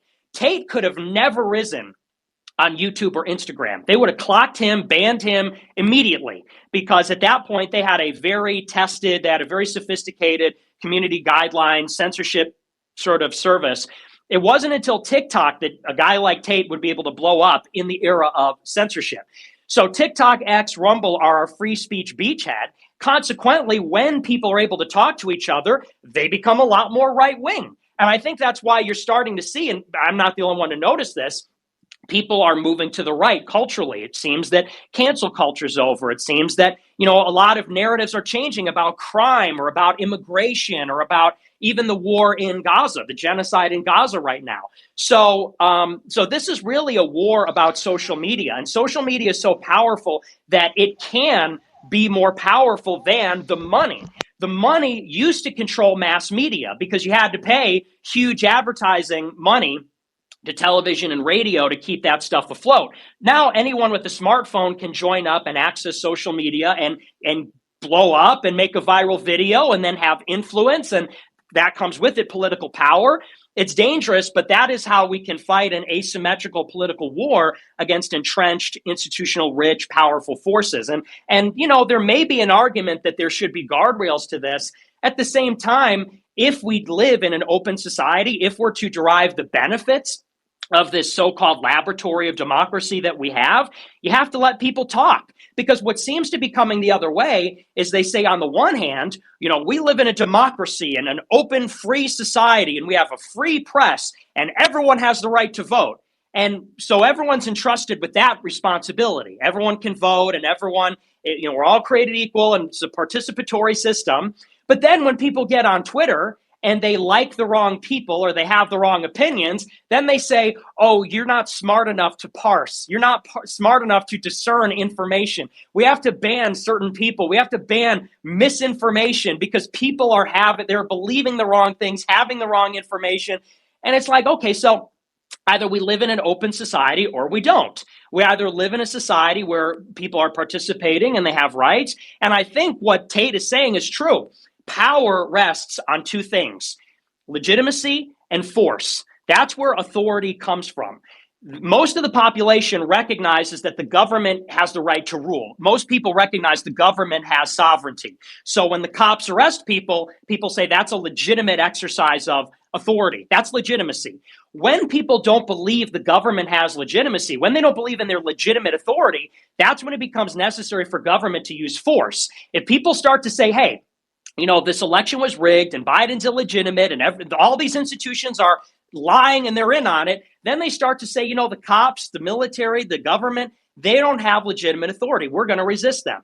That's when they got to send in the military. And so the question is then, when does it become necessary for the people to use force?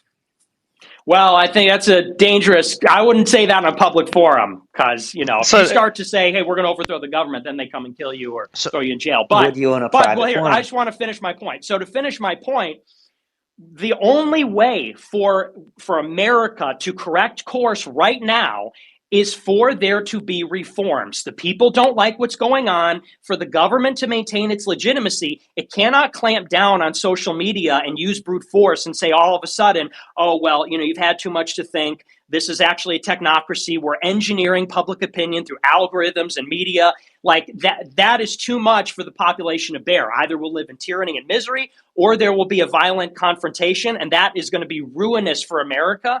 So the only good course correction is for the regime to reform itself. The people don't like what's going on. It needs to reform to maintain legitimacy. And the way to do that Nick, let me ask you a question on that. So Nick, no, but just a question on that actually. Can you do it with social media?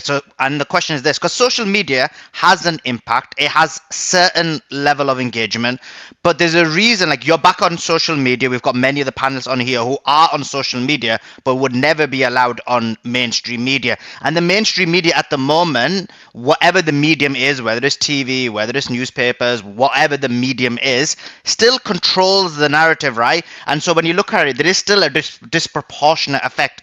So, I mean, A, does social media become big enough so you kind of have that balance? Or B, is it a scenario where people on social media will never have that overarching holistic impact? Or C, is it that now your people like everyone on this panel and yourself are back on social media? This is the first step to basically making certain ideas mainstream? I think it's a powerful tool. The question of whether it's sufficient, we will see. I think a good test right now is this American support for Israel during this conflict, because all of the resistance you're seeing is coming on the more free and more fair social media platforms. I think that's why they're banning TikTok. Every other social platform, the pro-Israel hashtags are far bigger than the pro-Palestine ones, except TikTok. And that's because TikTok, this is the same reason TikTok is beating Instagram. It's because TikTok has the user and the consumer in mind. They say that the videos that are going to go viral are the ones people like. It's the best at giving you what you want. And what people want, therefore, what people agree with is this kind of, it's this content that goes on the other side of America's support for the war over there, the campaign, whatever you want to call it, the campaign genocide over there. And this has led to now major dissatisfaction. Now the majority of Americans in the polling support a ceasefire. There's this massive grassroots protest happening on college campuses. Biden has suspended military aid to Israel. I think that, that's not the only factor, but this has been a big factor in raising awareness of what's going on. It's a big factor in having some restraint from the administration. And this is something that didn't exist at the same level in 2014. In 2014, the IDF and the Hasbara brigades, they were on Twitter arguing that it's the most moral army and all that kind of stuff. And that's why there wasn't as much of a big stink back then as there is now. I think that this free speech beachhead is causing a big sort of problem for them. And this is where it disrupts the national security interests of foreign governments or certain players inside the United States. That's why they want to shut it down. That is how you see the contours of censorship. People have been trying to define what is political correctness. How do we make a sense out of the censorship? The contours of PC and censorship are coming from the national security or financial interests of the people that are influencing American government and American society. So anyway, to answer your question, social media is an extremely powerful tool. I think this is a litmus test. And it is very important that we maintain the beachhead. It's very important that X remains online, that TikTok remains, that Rumble remains, because what we're witnessing is that it requires so much censorship to protect the legitimacy of the regime. If it wasn't for constant escalating AI enhanced censorship, people would have flipped out years ago. That is what was required to keep the lid on COVID, keep the lid on George Floyd, keep the lid on the election being stolen, keep the lid on the Ukraine war. They had to censor everybody. If they weren't, people would have been outraged. There would have been political pressure the other way. It would have been a different story. So I think that, yeah, go ahead. I was going to say, so I agree with you, Nick, that it's idiotic to claim that people are too stupid to basically discern what misinformation is. I think that's a really idiotic way of looking at it. It's telling everybody they're too dumb, right? I think that it's definitely the wrong approach, but the issue is more like, where should the line be drawn? Because it can be illegal to push misinformation, and there's been cases of this, right? So where that line is and how you can determine what is and is not illegal, I think that's important. I think that's the trouble that Elon might find himself kind of having as we move forward, whereas other platforms just don't worry about it, right? But on that a little bit. Yeah, Ian, let me ask Destiny a quick question. Ian, I know you've had issues with the mic earlier, so I'm going to go to you. But Destiny, I was going back and forth with Nick and Andrew on this. Is that, where do you draw the line? Who decides where that line is, Destiny? Good to have you. And I'm sure there's a lot of voices on stage that some you agree with, some you strongly disagree with. But where would you say that line should be drawn? But wait, I'm on Destiny's blacklist. He cannot speak to me because I'm on his blacklist. Are we talking about for? Are we talking about for like legal purposes? Or are we talking about for platform community guideline purposes? Or what do you mean? Let's keep it more broad. Free speech purposes. Well, I mean, where do you draw? So Elon has drawn. Can't talk. Okay, so Destiny is Nick on your black? Do you have a blacklist? Destiny, have you brought? Yeah, he has to go. Give us an exception here, Destiny. If you can speak to Nick. if we can have the exception, Destiny, we'd be very grateful. But on a serious note, Destiny, where do you draw the line? Because Elon was asked that question. I think he was asked. We were doing a space on Brazil. When he was asked that question, he said a country's law, even though he might disagree with it, that's that's the line he cannot cross because he's running a business. Where do you think that line should be drawn, Destiny? Well, Because we've been having sorry. I just want to add one more. Go ahead, Nick. Go ahead, Destiny. Well, yeah, I was gonna say. I mean, like to say the line is drawn at the law. I mean, is the most boring answer ever. Obviously, and if you're a business owner, you kind of have to operate there. But that's not the only place you can operate, right? Business owners can also make suggestions to Congress. They can have their appearances. They can talk to whoever they want to talk to. They can push culturally for the norms to change. In terms of like where it should be, I mean, I like the United States freedom of speech. I think that sometimes people speak about it in kind of an ignorant way. Like, for instance, when we talk about TikTok, it's kind of funny that people think it's unfathomable that a foreign adversary literally having connections to so many different American cell phones and having their thumb on social media, which we all know is incredibly like influential and important. The idea that that wouldn't be a thing we'd want to avoid as the United States, I think it's an easy to understand idea without needing to invoke, any kind of weird conspiratorial nonsense. Yeah, Israel. Cool. But yeah, no, I mean, I like the United States. I don't think we should have hate speech laws. I think you should be allowed to say more or less what you want to say in terms of like legal protections. And then obviously platforms can regulate speech as they want, but I think they should lean a little bit more on the freedom of speech side and just give people the opportunity or the tools to like block or mute people if they don't want to hear them. So my next question, Destiny, is, do you think Nick should be censored? What, from X or from Twitter? Social media. No, I think Nick's pretty harmless. I think if he wants to do his little thing, he can do what he wants. Okay. I just got something real quick I want to say with TikTok because I find it very interesting. Real quick, I just want to say this with TikTok. There was a push to ban TikTok for years on a national security premise because, obviously a foreign adversary has created the app. But I find it very interesting that a bill didn't get passed to get TikTok banned until what? Oh, it was overwhelmingly pro-Palestine, about 70 to 30% versus being pro-Israel. But once it became pro-Palestine and people became extremely critical of Israel, guess what? Oh, we got to pass the bill and get rid of TikTok. Ed, I know you were jumping in. So we were talking about Nick's ban. I know you were banned, I think it was 2021 or something, and then Elon actually let you back on, or X let you back on after Elon took over. And then I think it was the same day you were banned again. And is there, do we know what you were actually banned for? Because I know, doing research, I know you had a post where you said, who controls the mind? And it was all these Jewish people in the media.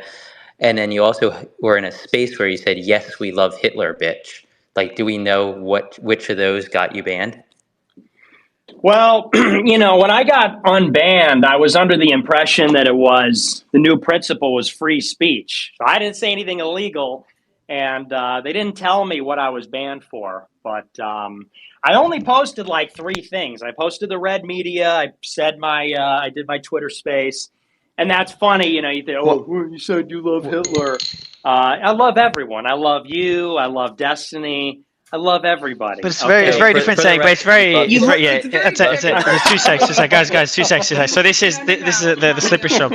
Hold on. Yeah, I've just okay.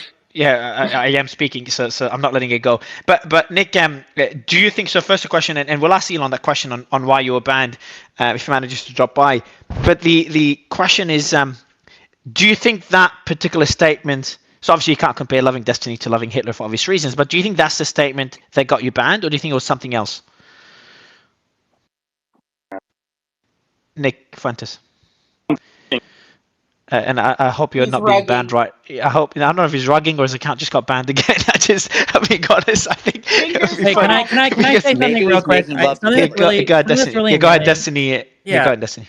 I wish that we had better freedom of speech defenders. Listen, it's the United States of America. If you want to say you love Hitler, you want to be anti-Semitic, you should be allowed to say those things. I don't like it when people get banned for being anti-Semitic and then they say they weren't anti-Semitic, but then they also defend freedom of speech, but they won't say those things. It's ironic because all the people that talk about the Jew stuff are the people who are the most scared to own the things that they've actually said. It's the United States of America. If you want to be anti-Semitic or anti-Jew, you have the right to say that publicly. There's no law against saying that publicly. Champion that. Can I jump in now? My thing was glitching. Yeah, go ahead, Nick. I want to answer this. Yeah. So, you're right. We cannot compare loving Hitler to loving Destiny. Destiny is far worse. I knew you were going to say that. I knew you were going to say that. Man, look, let's try to last more than 24 hours today. Come on, that's a good riff. No, you're right. But here's the thing. I think that in those cases, in those edge cases, yes, like we do have to permit people to say things that even everybody disagrees with. We have to permit people to say things that anybody would say, oh, of course you shouldn't be able to say that. That's where it matters. The limits of free speech, that's where it becomes tested. We don't have free speech so that people can say, I like Burger King instead of Wendy's. No, we have free speech so that people can say things that are outrageous and question fundamental assumptions, like about Hitler, like about certain political myths, or how our political system is founded. And so when Destiny says, oh, you don't own what you say, it's not about that. It's just about if you are able to discern the tone when someone is talking or what the meaning is. You look at a lot of the things I say, a statement like that is obviously said in a tongue-in-cheek. It's punchy, it's outrageous, it's intended to be. That's the obvious purpose. And all of a sudden when somebody who is like, and by the way, I should point out, while we're playing this game about, you said this, you said that, when I say something like what I don't want to get banned, but when I say something like what I said a year ago that got me rebanned after I was reinstated, everybody looks at that and not rightly, they rightly say it's outrageous, but there's a complete context denial. People hear that statement and they go, he said what? Ban. Because I'm a right-wing guy and I have all these views and I'm like a canceled American. He's got to go. Yeah, Hang on. I'm making an important guys, point. hold on. When Destiny says, I think that the Palestinians should be genocided, ha ha ha. Nobody looks at that and says, oh, he should be canceled. What an outrageous thing to say. Some people do, but he's on YouTube. He hangs out with Shapiro, Jordan Peterson. When I say something because I'm right-wing and it's outrageous, there's no charity. People pretend like they don't know what humor is. People pretend they don't know what rhetoric is. That's just who he is. He's an odious person. Get him out of here. And same goes for everyone here. Same thing happened to Tate.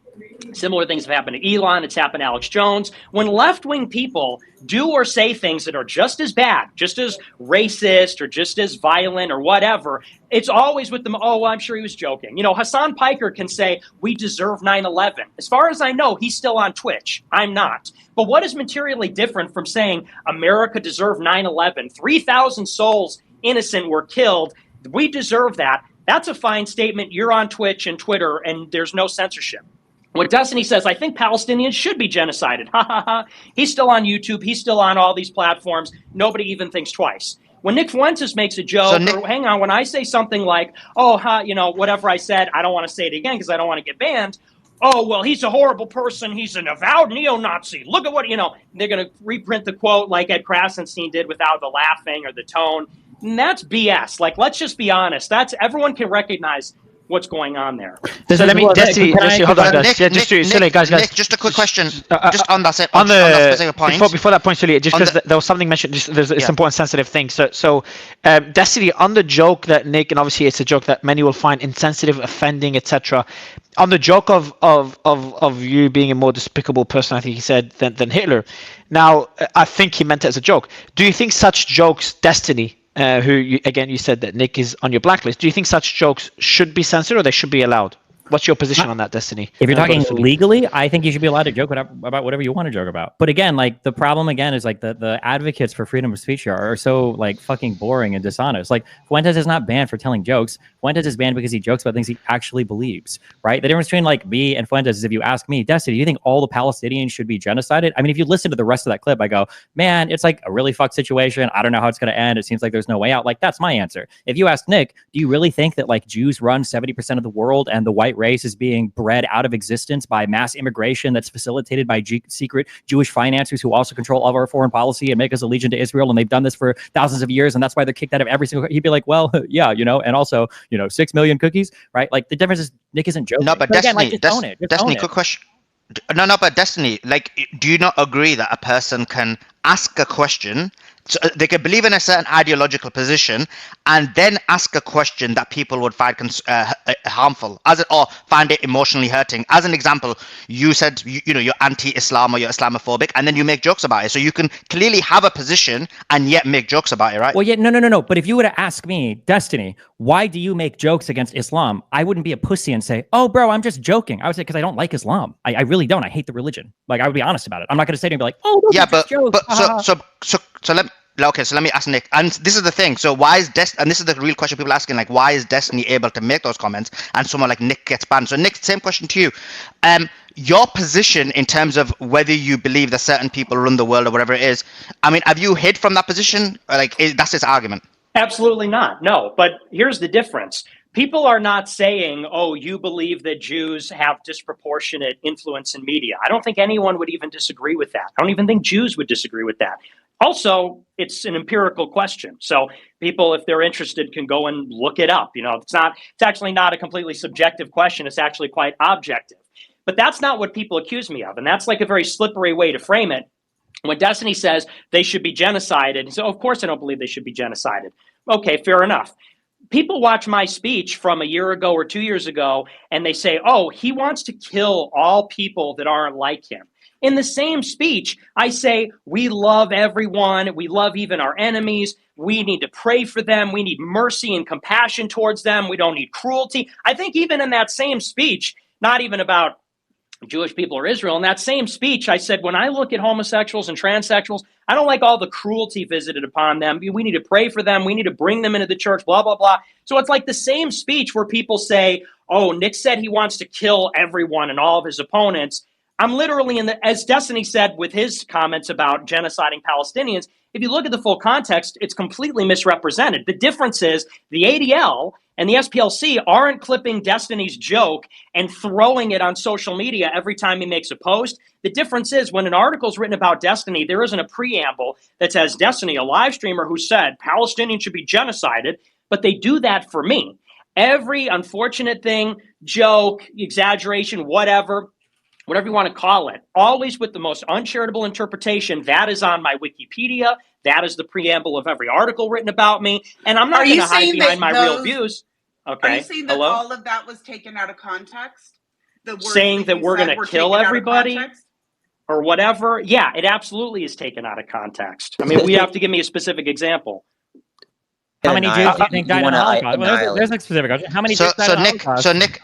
So Nick, just a quick question, right? When you've explained the disparity in terms of the rules, like basically Destiny can attack Islam, Muslims, and he's got no problems, and you have been banned. Now the question becomes, when you know that that's the level of Sophia that we live in, that there is this disparity, do you then, like, now you made a joke, didn't you, right? And it was clearly a joke, but now that could be snipped and that could maybe be used to get you banned or whatever it may be. So does that make you become, does that make you become, well, obviously it hasn't, but should it then make you become a lot more careful in even the jokes you make? No, absolutely not. Because what I have learned, because I've been doing this for a little while now, longer than many people, what I've learned is it doesn't matter actually what you say or how carefully you say it. Keith Woods is on here. He just jumped on the space. This is a guy who, I mean, me and my followers, it's like an inside joke that his streams are they don't have any rhetoric. They don't have there's no jokes. It's very dry. It's all philosophy. This guy is like the most controlled, disciplined, and by controlled, I mean he has self-control, not like controlled op. I mean, he's self-controlled, restrained, disciplined. And even when he got popular last year for the ban, he started the Ban the ADL campaign, hashtag. They dug up like a tweet from 2 years prior where he said something like sarcastically, oh, I guess I'm a raging anti-Semite because blah, blah, blah. The ADL cut that, and now every time there's an article about Keith Woods, it says self-avowed raging anti-Semite. One tweet from years ago said in an obviously, I mean, Keith knows the details, so he can reproduce the tweet, but it was so obviously, he wasn't saying, hey, it was obviously rhetorical, it was obviously sarcastic. So it doesn't matter. All the videos, all these dry videos about Platonism and, video essays and articles about birth rates in a very measured academic way. He said one thing sarcastic one time. They dug in, found it. Some researcher reproduced it. Now he forever will be known as the self-avowed raging anti-Semite. So I've seen many things like that. So the question is, do you like self-censor and impose a chilling effect? And, we can't be funny. We can't make jokes. We can't be rhetorical. We have to kind of go through this translator and be, as Tate said at the beginning, you neuter yourself. They want you neutered with the chilling effect from these free speech regulations. Or do you just kind of go out? I feel like I have filled up the room with such a cacophony. Like there's just like this ambient perception of me as this like vaguely horrible person. Now I can say whatever I want. Now I can say whatever. And, you know, and I think people can recognize if they watch my show. Yeah, go ahead. Sorry, Nick, I'm going to put you on the spot and then get Destiny's thoughts. I'm going to ask you a tough question. Sure. And I'm pretty confident you will not get banned answering that question. But what is the most controversial belief that you currently hold? And the mic is yours. It doesn't matter how controversial it is, because then my next question for Destiny and anyone else would be, should that belief be censored? Should the ability to speak about that belief be censored? Nick, the mic is yours. Okay. Well, I would say the biggest taboo right now is talking about Jewish people, you know, because I talk about race and I talk about gender and a lot of things. And the biggest taboo is, as we all know, talking about Jewish people's influence. And they could be right wing or left wing. I think, though, it seems like the influence of Israel is maybe the biggest one, because even conservatives talk about George Soros. So I would say it's Jewish influence. And you know, my answer for that is I think that only Christians should be in power in America. And I don't know the details of how you'd work that out in terms of if you pass a law or there's a qualification, but I think that we should have all Christian legislators and Christian presidents and Christian Supreme Court judges. So I would say that's probably my most controversial. I'd say taboo number one. We've discussed this point in previous spaces. I want to ask you, and Keith, I'm going to go to you in a second, but give me one more, Nicholas, and then we'll go Nick, and then we'll go to Destiny afterwards. The second taboo thing, and I've got a quote here about. I'm going to read out a quote. Could be out of context. Maybe it could be the second one when you said it could be a joke as well. We need to go back to burning women alive more. Again, if I took it out of context, I do apologize. But can you maybe elaborate that quote? And could that be the second most taboo belief that you hold? Which I'd be surprised if you actually hold that belief. I see your co-host thumbs down that one. I wonder, she didn't like that I said I want to burn women alive. That's obviously a joke. And if you look at the whole context of that clip, I said in a very deadpan way, I'm like, you know, women are casting spells and they're becoming witches. In the Middle Ages, they used to throw them in the river. They used to burn them alive. I'm like, and here they are lying on the stand about, I think in that case it was Johnny Depp. I'm like, they're lying about Johnny Depp casting spells. I'm like, we got to burn these women alive. Obviously a joke. Oh, okay. I'd put that I'd put that in an extremely bad joke, but yes. Can I ask Nick a question real quick? Your reaction is what makes it funny.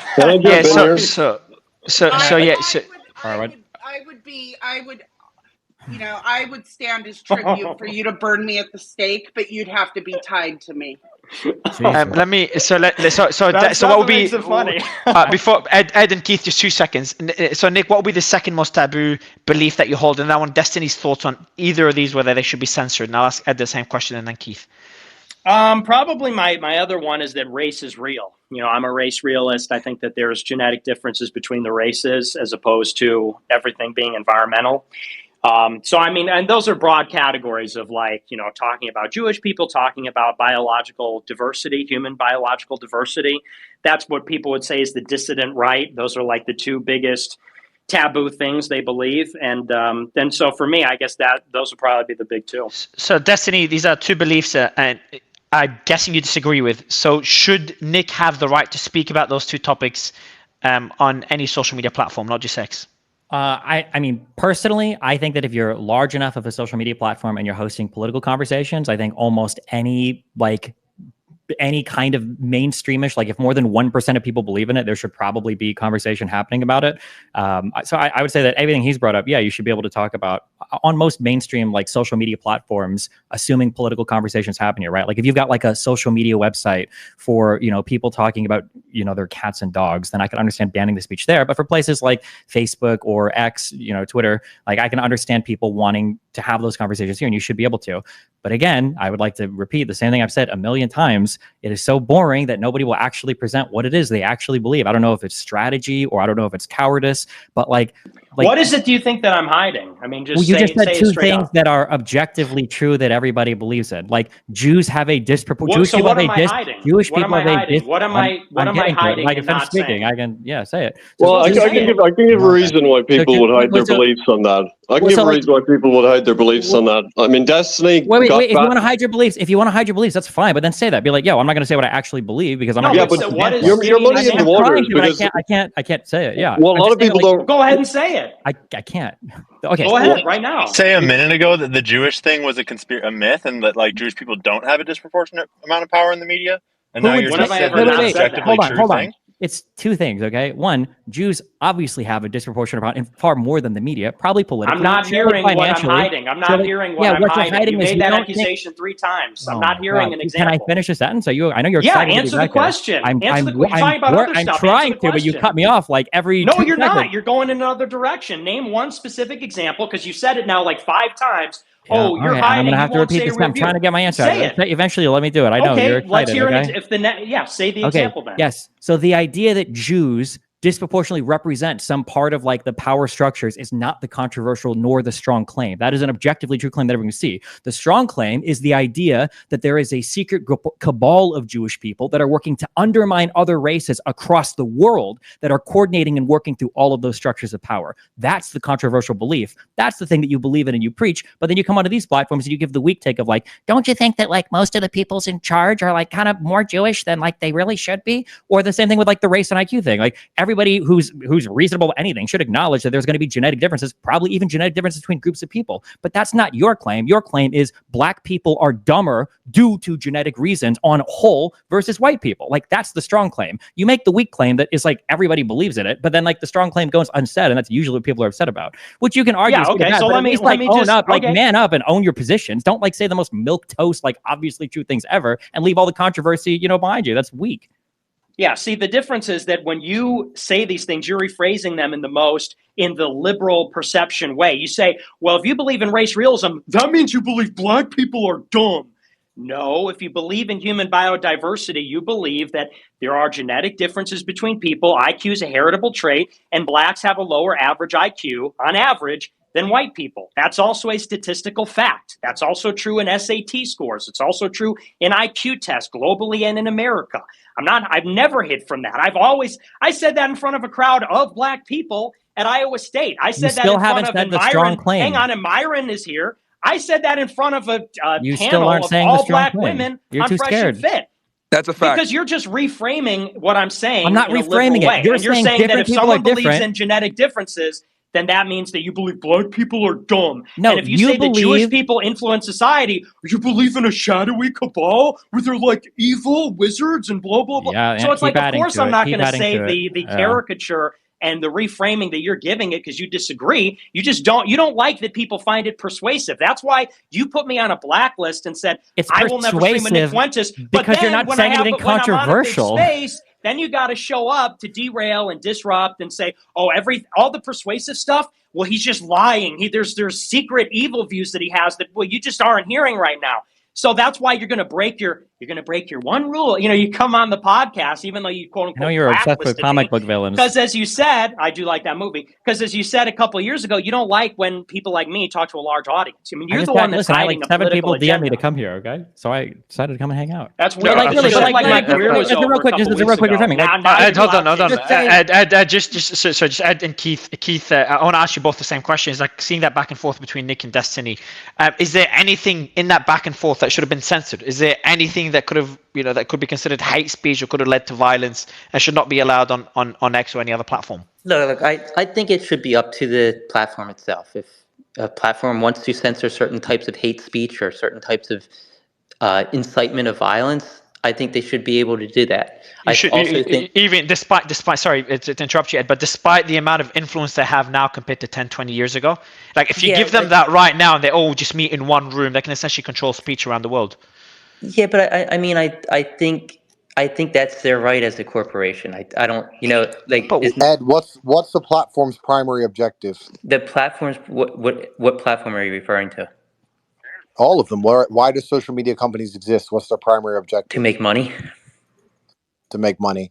And you're saying that they should be allowed to ban certain speech they don't like if that allows them to make more money, correct? I believe, as in capitalism, I believe that's the way it should be. So if Pfizer came along and decided to give a bunch of money to one of these social media platforms, would they allow anti-COVID vaccine conversations and speech or vaccine injury proof on their platform, or would they censor it to make as much money as possible? I think it's up to them as a corporation to do as they please. Just like Donald Trump with Truth That's Social fine. has censored liberals from his site. That's fine. Like, But we're talking about I people think get injured from the I think vaccine. Elon Musk has the absolute right to run it the way he wants to do it.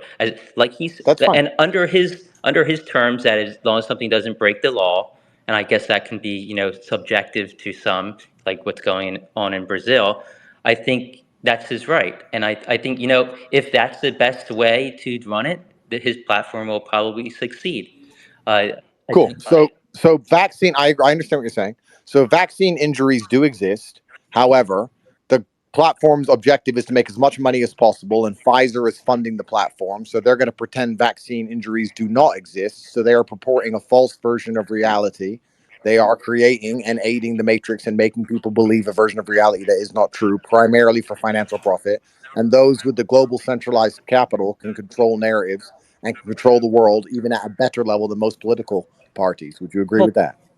Yeah, unmute Ed. I had to mute because there's Wait, echo. Pfizer is not even worth there's that much money. alternatives, Why would right, we assume Andrew? Pfizer can control speech on? It's an example, Destiny. Yeah, see, Ed, go ahead. so you keep blaming it on the advertiser or the a company that's paying these companies. It's up to the media companies, up to their shareholders, what's in the best interest of those companies. That's how capitalism works in America. That's what I think most conservatives are embrace. They embrace capitalism. Let the companies make up their own mind. If one business idea is not going to work out, if people don't like that, they're going to move to another platform. And we're seeing that with a lot of people who are moving away from Facebook and onto X because they don't like this level of censorship they're getting on other platforms. So they move to X. Just like the media. You can watch Fox News, you can watch News Nation, you can watch, you know, there's a plethora of different media outlets that you can consume if you don't like what one media outlet's putting out there. It's not the government saying, oh, the media can't talk about the Pfizer vaccine or say that it has side effects. If that would be it, that would be an infringement on the First Amendment. But in capitalistic society, these companies can run the way they want without government interference. So if the government starts interfering and saying you can't run your platform how you want, then that's going to be the government interference, and that's going to be against the First Amendment. Okay, well, that's another argument because there was Twitter files and there's a whole and the Twitter files also. I mean, the Twitter files showed that a lot of stuff went on. People requested a lot of things to be removed, and Twitter, being a publicly run company, publicly held company, they made up their mind on what they believed was best for their shareholders. Let me simplify the question. Do you believe the people? So what you're effectively saying, we agree on the fact that those with the money can control certain narratives and how they're perceived and discussed. Would you agree with that? Those with money definitely have more control. Yes. Yes, and they can control on a public forum how certain things are perceived and discussed because they have the money. And when I say advertise, what I truthfully mean is donate and lobby. That's what they do. They donate and lobby to platforms to get their point of view across. On certain platforms they can, but on certain platforms they can't. Like, let's say X, for example. Well, absolutely, because it's free speech. So this is where we're going back into I'm only going back over this because we talked about it earlier when you guys were saying the primary objective of the media is to make money. That is the primary objective. I mean, there's really no arguing that. Okay, well, if that's their case, then they're going to take money from the large centralized power structures and they're going to purport any false version of reality that it takes them to make as much money as possible. And the people who donated the money to make as much money as possible. Objective truth has nothing to do with anything. If that's in the best interest of the shareholders, perhaps. I'd like to think that shareholders have an ethical side of things too. And if they see that happening, they're not going to be as interested in investing in that company. So, I mean, I think the board of directors and the shareholders are going to have the ultimate say there. And I don't think most people want that. But Ed, do you think hold on, Ed, do you think you were censored for money? I didn't hear you. Do you think your account, you and Brian's accounts, were banned for monetary purposes? Did they make more money by banning you guys? No. Do you say that contradicts the point? Our accounts were banned. They broke the rules, didn't they? They thought we purchased their accounts, which we didn't. No, sorry. What I meant was they thought you did. It wasn't because you had said like an impact on society, and that's the reason they wanted to ban you, right? They banned me. Yeah, they banned our accounts because they thought we were breaking their terms of service. But I would add that was a business decision that they thought would help the business. So do you think Andrew? Sorry, Brian. I thought it was Ed. Brian, do you think Andrew Tate or Nick Fuentes, they were banned because the platforms wanted to make more money, because Stripe wanted to make more money, they banned them? Yeah, I do. I think that they saw them as somebody hampering advertising or And do you hampering think do you think this model is flawed, where advertisers have? hampering their image? I think hampering their image, which hampers their revenue, right? That's just an Let me ask a alibi, though. simpler question. So you're saying effectively that mainstream media will lie for money, correct? Well, I mean, if you lie as a mainstream media outlet and you're caught in that lie, it's going to hurt you it's going to hurt your revenue. That's not what I asked. I'm asking, do you if I use Pfizer because it's the example we used earlier before Destiny has a breakdown. If Pfizer come along and they are sponsoring, donating, advertising, lobbying, whatever you want to call it, X amount of hundreds of millions of dollars to your news network, and you're talking pro-vaccine, would the mainstream media lie for money? I mean, Yes I or no think that question? depends on the individual who's making that decision. But I mean, if I was running the mainstream media, I certainly wouldn't. I mean, I think you have a reputation. If you get caught in a lie, that's going to hurt you monetarily in the long run. It's going to hurt you from a standpoint of. Unless, well, that would be true unless your primary objective was to spread lies and for you to be paid to spread lies. And as long as you spread the lies, you continue to get paid because nobody buys what you sell anyway. Well, I don't think none of these companies have the Continue to money fund to them. solo fund like an entire social media platform. Like, I feel like the analysis stops with, if somebody pays you $100 to lie, will you do it? The answer is yes, but everybody that's a large creator on this platform knows that if you got paid $100 to lie, you wouldn't take it, because if people found out you were lying, your losses would be way more than the little bit of money you'd get paid to do the lie. That's and crazy. everybody People has pay you Technology, man, we're because you talking lie about billions. your marriage not exploding. Kind of like, Nick, how you So lie I about think every you single get thing. paid So, for to instance, we lie were talking about everything that you deplatforming, and say. Nick is talking You about thought the that Ukraine blacklist was that going to we're win the on. The only reason war. Nick, by the way, You Back said to what that Andrew Ukraine was was going saying. to Guys, win guys, that 2 seconds. Crimea.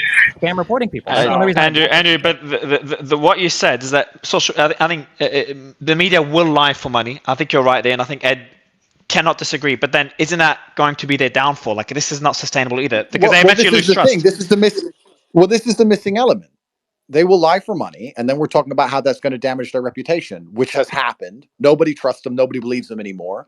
And everyone's missing the very obvious point that it's their job to lie for money. They've always lied for money. They'll tell any narrative they're told to tell by the big money and the big finance. No, but who That's are the only they? reason they Who are exist, is they? to lie for money. Andrew, who are Why they? would they? Like, can Why? you name an Let me finish. individual? Is it the CEO of CNN? Is it, like who is? It's global. It's going to change, right? The COVID-19 narrative is different than the Ukraine narrative. Perhaps they're all on the same Yeah, but team, you but can't it's paint people with everybody into large. maybe. It's people with. Andrew, It's people with large pools of I'm finance sure and there's some power, people and the who only would lie reason. for Hold on, money. hold on.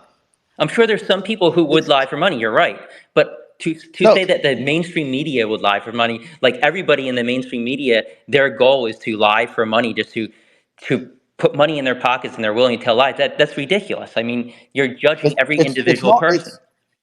It's not ridiculous. No, It's it why is. they exist. It's absolutely ridiculous. The Job if mainstream they promote media. vaccine misinformation. The People were all losing their jobs if they were to promote anti-vaccine content or anti-vaccine misinformation, which has direct harm to the people that are getting these injuries. Like, we're talking about a misinformation that has direct harm to humans. And Andrew's bringing up a point where if they lie for money when Pfizer is paying them, which they did during COVID, and then they're not reporting on vaccine injuries, then this is a lie that has direct harm to humans. That directly Wait, are we overlaps saying should those be banned? Should that be made illegal? If you lie and you get paid money for it, should that be like a free speech thing where you're in trouble for that? Well, here's But if people the get real hurt? here's the pertinent point, though. I feel like we're missing, guys. I feel like we're missing a very pertinent point. The only reason mainstream media exists at all is to lie. I don't know why we're trying to pretend that's not the case. The reason it I think exists that's a and it's ridiculous pumped out statement. free everywhere all of the time and forced on everyone's throat all of the time and every single lobby everywhere is to lie. They get their objectives that they're supposed to purport to the populace. Their job is to lie. And to sit and say, well, if they lie, they won't be trusted. Correct. Nobody trusts them. Correct. They've been lying for money all this time. That's exactly where we are. So how is this confusing for Andrew, anybody? when does a media outlet become the mainstream media or part of the mainstream media? When the CIA At what point?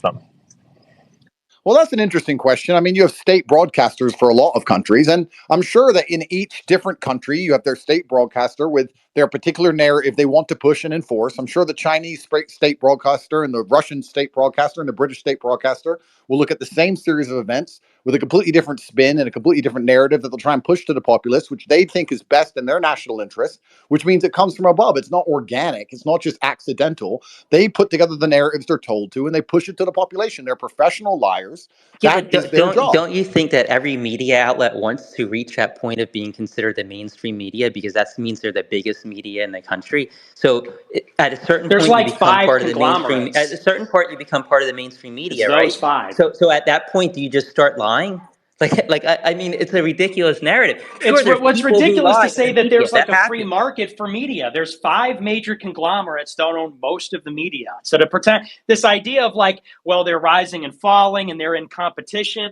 There's like 5 major They rise and conglomerates. fall. They It just control takes a most of the it's a slow media. And process. there is some, within margin, but nobody would ever say that like some tiny publication that could be founded by an individual is going to blow up and compete with the big 5 conglomerates like News Corp and 21st Century Fox and Disney. So it's just, and they wouldn't let it. And they wouldn't let it, guys. Let's be hyper realistic here. I said earlier about the control of people and influence over people is the only true war. Tanks and bullets are the final last resort to do that. It's much easier to use social media and narrative control and the MSM, etc., to control a populace as opposed to putting them all at gunpoint. The idea that you can just stand up and tell the truth and you're going to have a broadcasting organization inside of the UK bigger than the BBC and you're just going to talk against the government and you're just going to tell the truth and be Mr. Honest and they're going to let you get bigger than the BBC without catching a fucking bullet is asinine. Look at what's happening to people who have Twitter accounts. Not just my story, Nick's story, Alex Jones' story. Is a bunch of people with Twitter accounts who end up in a cell for having a Twitter account, let alone a broadcasting corp. To sit and believe that, oh, who becomes the mainstream and you can just go and make a news channel and maybe you'll get in. It's one big club and you're not in it. And it's Andrew, you controlled, haven't answered my absolutely. question before. So when you say they, the mainstream media, are you talking about, let's say, Chris Cuomo when he was on CNN? Are you talking like is he being fed this information that he's only allowed? Well, I'll be honest. I'll be very honest with you. What I think of mainstream news broadcasters, I think they're idiots who are dragged from obscurity and they sit down in front of a teleprompter. And I think anybody can do their job. And Don Lemon's monumental failure has proved that perfectly because since he left CNN, nobody's given a shit. I think he has 500 views on any of his videos. He's some random idiot they plucked from obscurity, sat him down, he read the teleprompter. It's not about who reads the teleprompter, sir. It's about who decides what's on the teleprompter in the first place. That's the actual discussion we're having here. It's nothing to do with which jackass could sell his soul and sit down and read the Many of those garbage. shows that individual, whoever has that show, they have their team, and they're not necessarily being fed everything they had to say. They're allowed to have opinions themselves. See, this is my friend, and I call you my friend. I'm glad so you you're don't calling get me upset your by the friend fact that I'm instead about of to an call you idiot an now. idiot But go because ahead. you're an idiot, sir. Tucker Carlson said the exact same thing that he had basically full editorial privileges. Didn't Tucker get fired for having an opinion that went outside of the narrative of Fox News? No, Tucker got fired job? because he almost cost Fox News $1 billion for lying on air. It's funny that you defend the fact that he had an original opinion. What you're actually defending is misinformation and lies, which is supposed to be something you guys are against, I thought. Which opinion was this? That's not what I heard. Tell me, please. The Fox News, the Dominion lawsuit. There were texts that were leaked from him where he admitted that he was lying on air about claims that Sidney Powell had made to him, and he was tired of lying to his audience about things about the Dominion voting machines being rigged. Well, I don't know. That's you don't know anything because you don't read firstly, media. That's why you're out here saying things like they get marching orders from everybody. You don't know how any of these media companies are structured. You don't know where the teams get their information from. People that work in media are the most like social media hungry people in the universe. You think that all these people in all these networks across all these countries are getting fed the same marching orders and nobody's leaked anything, nobody's complained about anything, nobody's said anything? And why do we think that mainstream media is any more insulated from these problems than alternative media is? You guys will make fun of the marching orders from mainstream media, but I bet every single alternative media guy in here is anti-vax, thinks COVID came from a bioweapons lab, thinks that Russia has a right to invade Ukraine, thinks that all the charges against Donald Trump are made up, thinks that we shouldn't be supporting Israel. Like, you guys have literally copy-pasted the same opinions between every single one of you, and you guys are talking like an army of NPCs about how the mainstream media gives you like fabricated opinions. Like, it doesn't even make sense. Yes, we do all think the truth. That is crazy. You have something I would agree with. perspective there, huh? But when Secondly, you all think the I same actually thing, it's just not a said that conspiracy, different but when the mainstream media state-sponsored does, it is a broadcasters would have conspiracy. Crazy completely how that conflicting works. points of view. I just said that different state-sponsored broadcasters would have But they conflicting don't. points Do of you view. So I do you never said watch that. any media? Have you followed any media? They don't Of course, typically have conflicting opinions. When you're reporting on international media, the stories are more or less the same. segment and a BBC segment, they often directly conflict. No, very rarely. On the facts, no. Maybe if you're watching a pundit or you're reading op-eds, they will. But if you have any amount of media literacy, a really great example that works against your Israel stuff, by the way, was the reporting of that Al-Alasi hospital bombing, where everybody was saying that Israel bombed that parking lot. Every single mainstream media outlet in the world ran with that story for 2 days. I mean, how did that work if Israel controls the media? Or how does that work if they all give conflicting accounts and reports? It's because they don't. It's because everybody relies on, like, people that are reporting on the ground. It goes through their media teams. They publish what they think is right. Sometimes people fuck up. But there doesn't have to be a top-down conspiracy to explain The why. did change the headlines very quickly, Destiny. After more information came out. Yes, sir. That's how it works. When fake news came out. This is so naive. There have been so many lies, specifically about wars. It's insane that you would even bring that up. Before the 2020 election, there was a big story about how Russians were putting a bounty on the head of American soldiers in Iraq. You remember this? And they said Trump is allying with Russia, who's killing our soldiers. Then a year after, and by the way, that's after the election, they came out and said, yeah, that wasn't true. They came out and said, see, well, we source our intelligence on the ground. Some of it has a high degree of confidence and some of it has a low degree. And this one had no degree of confidence. But it took them a year to correct it after it had already served its purpose. Same thing with the Hunter Biden laptop. They totally put the lid on that one because they said, we were told it's Russian disinformation. Turned out to be authentic after the election, just like the 40 beheaded babies. 40 beheaded babies, 40 babies, and their heads are off. I can't believe it. And then they found out in December, after Israel had already invaded, after they blockaded Gaza, after everything, they said, oh, yeah, that was all fabricated. It's a complete lie. Same thing with Ukraine. I remember when we debated, they said Russia blew up a nuclear reactor because they're trying to do another Chernobyl.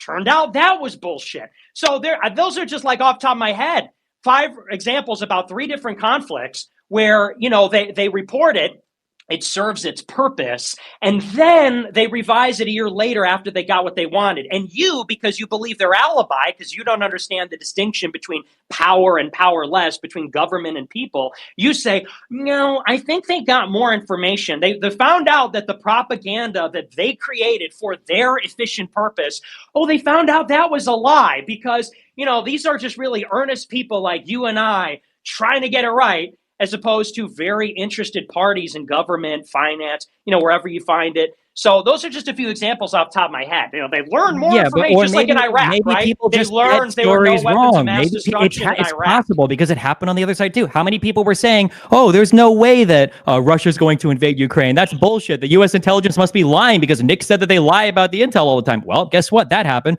Oh, well, there are no fighters in Al-Shifa Hospital. That can't possibly be the case. Oh, whoops, we found CCTV footage that shows otherwise. Oh no, hydroxychloroquine is a way better drug than remdesivir. Like, oh, this is going to be the ivermectin is going to save all of us. Oh, looks like none of that was true. Oh, people get things wrong. Some people lie. Like, you have to be intelligent enough to call out fault. That wasn't even a syllogism. That's a false syllogism. No, yes, it is. Even a syllogism, dipshit. Listen, people get things wrong sometimes. You have to be more intelligent. You got to be more sophisticated when you go through media, and you have to understand sometimes people fuck up and they get shit wrong. Sometimes people do lie. But why the fuck would you trust people who in alternative media who are like teams of like 1 to 4 highly ideologically driven people versus entire media conglomerates that are being fact checked or have dozens or sometimes hundreds of workers in some of these offices? Like the ability for you to lie about is going to be way higher. How much do you know about the CIA's history of influencing media? Because amazing question. I don't know. How much do you know about? I often don't hear people like you and Ed and Brian digging into the history of the national intelligence state directly influencing media, like because through history. I don't mean necessarily today. History is different. Like, if you want to talk about U.S. foreign policy between like the 40s and before the the fall of the Soviet Union, that's going to be a different type of foreign policy, a different approach than our foreign policy over the past like 34 years. Also, the ability to sneak or hide different things is going to be different when everybody is carrying around a video camera and a recorder. Like, the ability to do things covertly is a lot easier back in the day when people were typewriting to each other or. Like the Hunter Biden laptop. I have to go. So I want to ask. Yeah, do your thing, Andrew. Sorry, brother. I have to go, so I just want to ask a really quick question. Destiny, I want to understand your worldview because you and I have a different worldview, it seems, especially on girlfriends, etc. But we won't go down that path. Do you think it would be prudent and professional for a country to allow its state broadcaster, which speaks to its populace, to report whatever it wanted and whatever it discovered without any kind of moderation or input, even if it was directly adverse to the goals and aims of the national security of said country or the military industrial complex of that country?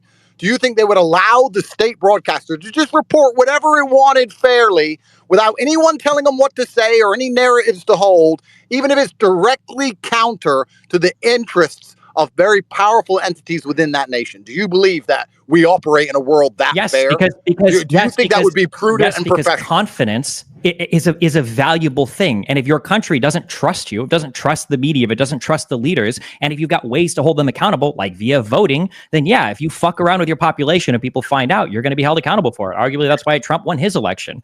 You know, you can say that like, oh well, the media lies to everybody and everybody lies to everybody. That might be true. Fine. Then why the fuck should we believe anything any of you guys say? Right? At that point, you're in an epistemic, nihilistic black hole of nothingness where you can't believe anybody.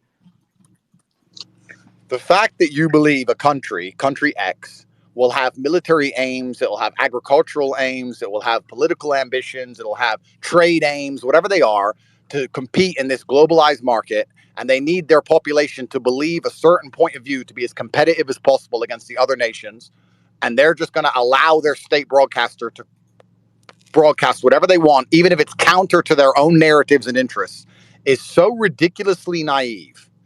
That's not it's what not happens. naive. The You Daily don't Mail, even understand how markets work. Let me just finish because I'm about to drive. I'm about to drive, my friend. That companies with a market cap of $100 billion have more say in our government than, like, Apple. The Daily Mail starts talking about war with Russia in the UK only a fucking couple months ago. Endless war with Russia, conscription, how it needs to happen. On a dime, all of the BBC, all of the British news starts talking about how important it is to go to war with Russia, because that's the aim that they had from their military industrial complex. And the broadcaster and the media arm of the government works directly with their foreign policy aims. It's all directly going together. Not a single newspaper printed, "This is dumb shit. Nobody should go to get their ass whooped by the Russians." Not a single one, because they are not allowed If to. that's the case, then They're why not didn't allowed. Trump shut down all negative media about him when he was president? If that's the case, why didn't Hillary Clinton or Joe Biden or Barack Obama shut down all negative media about them? You guys bring up the best counterexample to you is that Hunter Biden laptop story. Why did that get censored for one day? Why wasn't that story completely killed? Oh yeah, that wasn't heavily suppressed. Why wasn't that story killed completely?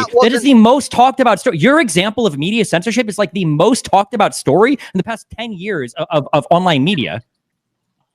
It's talked about online on social media, yes, but it was suppressed in the MSM, which is the exact it was point. suppressed on Twitter. You're right.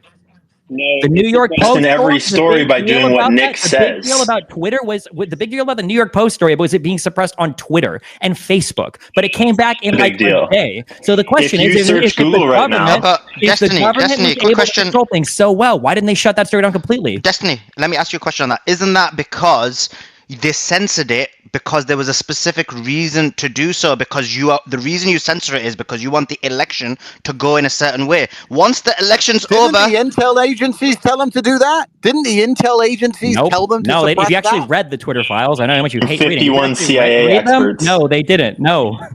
Nobody told Twitter to censor the New York Post story. They literally leaked the emails where they talk about censoring the story. I don't know why you guys say the intelligence agencies told them to do it. So all of the mainstream media all ran with "this has been debunked," and they all cited the letter that came from the National Security State, which was signed by 51 intel operatives. They didn't say that it was debunked. They said it looked like Russian misinformation. Exactly. If you're honest, And so then they did. started all of their articles with that statement in order to frame it in the exact same way that Nick was saying that every article about Nick is framed by the first sentence being Nicholas J. Fuentes, this, evil things, so that when you read the article, you're pre-framed to believe Nick Fuentes is an evil human, or you're pre-framed to believe that the Hunter Biden laptop is Russian disinformation. It looked like a fishy story. Any honest actor, like I'm pretty sure at this point we all know the laptop story is real, but even looking at it, Looked like a fishy story. Yeah, obviously. Everyone in the space knew the it was idea real that already. Hunter Biden dropped off a laptop years ago to like a blind computer store owner. Yeah, that is a sensational story. That sounds like bullshit. It still sounds like bullshit, even if it's true. But again, like the deep state has so much control sometimes, like censoring stories, but it couldn't have prevented the New York Post from publishing it. Why? It couldn't go and like take that hard drive out of Giuliani's. Because one Giuliani had balls. Oh my God! So it only takes one journalist to shut down the entire. Also, by the way, like a quasi-mainstream media journalist. This is the New York Post. It's not like we're talking about like a small YouTube channel or something, right? So even balls the to New York publish that story, and then the entire media narrative had to shift in order to discredit the story as quickly as humanly possible. And the entire national security complex mobilized and got 51 of their top experts, like ex-director of the CIA, ex-director of the NSA, the people that had architected their entire national security state, the people that had lied to us about torture, that had lied to us about WMD. Yes, I understand. You can talk about things from 20 years ago. That's fine. But to discredit the story as quickly as possible. And look who broke it. The most mainstream media people in the world. Giuliani had a copy of the drive. This is a mainstream ex-mayor of New York. And then the New York Post, a mainstream media publication. Giuliani was not mainstream. How old are you? So let me ask Nicholas. I want to hold on. I want to hear this. You don't think the New York Post counts as mainstream media, and you don't think Giuliani wasn't a mainstream political figure in the United States of America? New York Post absolutely counts as mainstream media. What I'm saying is that a singular journalist got the scent, got the trail, and decided to write the story. And the New York Post, but I'm asking, how is that possible? Stop. And that was a mainstream media publication. How would that be possible? The CIA and the NSA and the FBI are controlling all these things. You clearly haven't done a lot of research on how the CIA actually do influence. Ian, your mic is really bad, but just so what you're saying, Destiny, is that the letter that was signed by Mario? Go ahead, Keith, go ahead.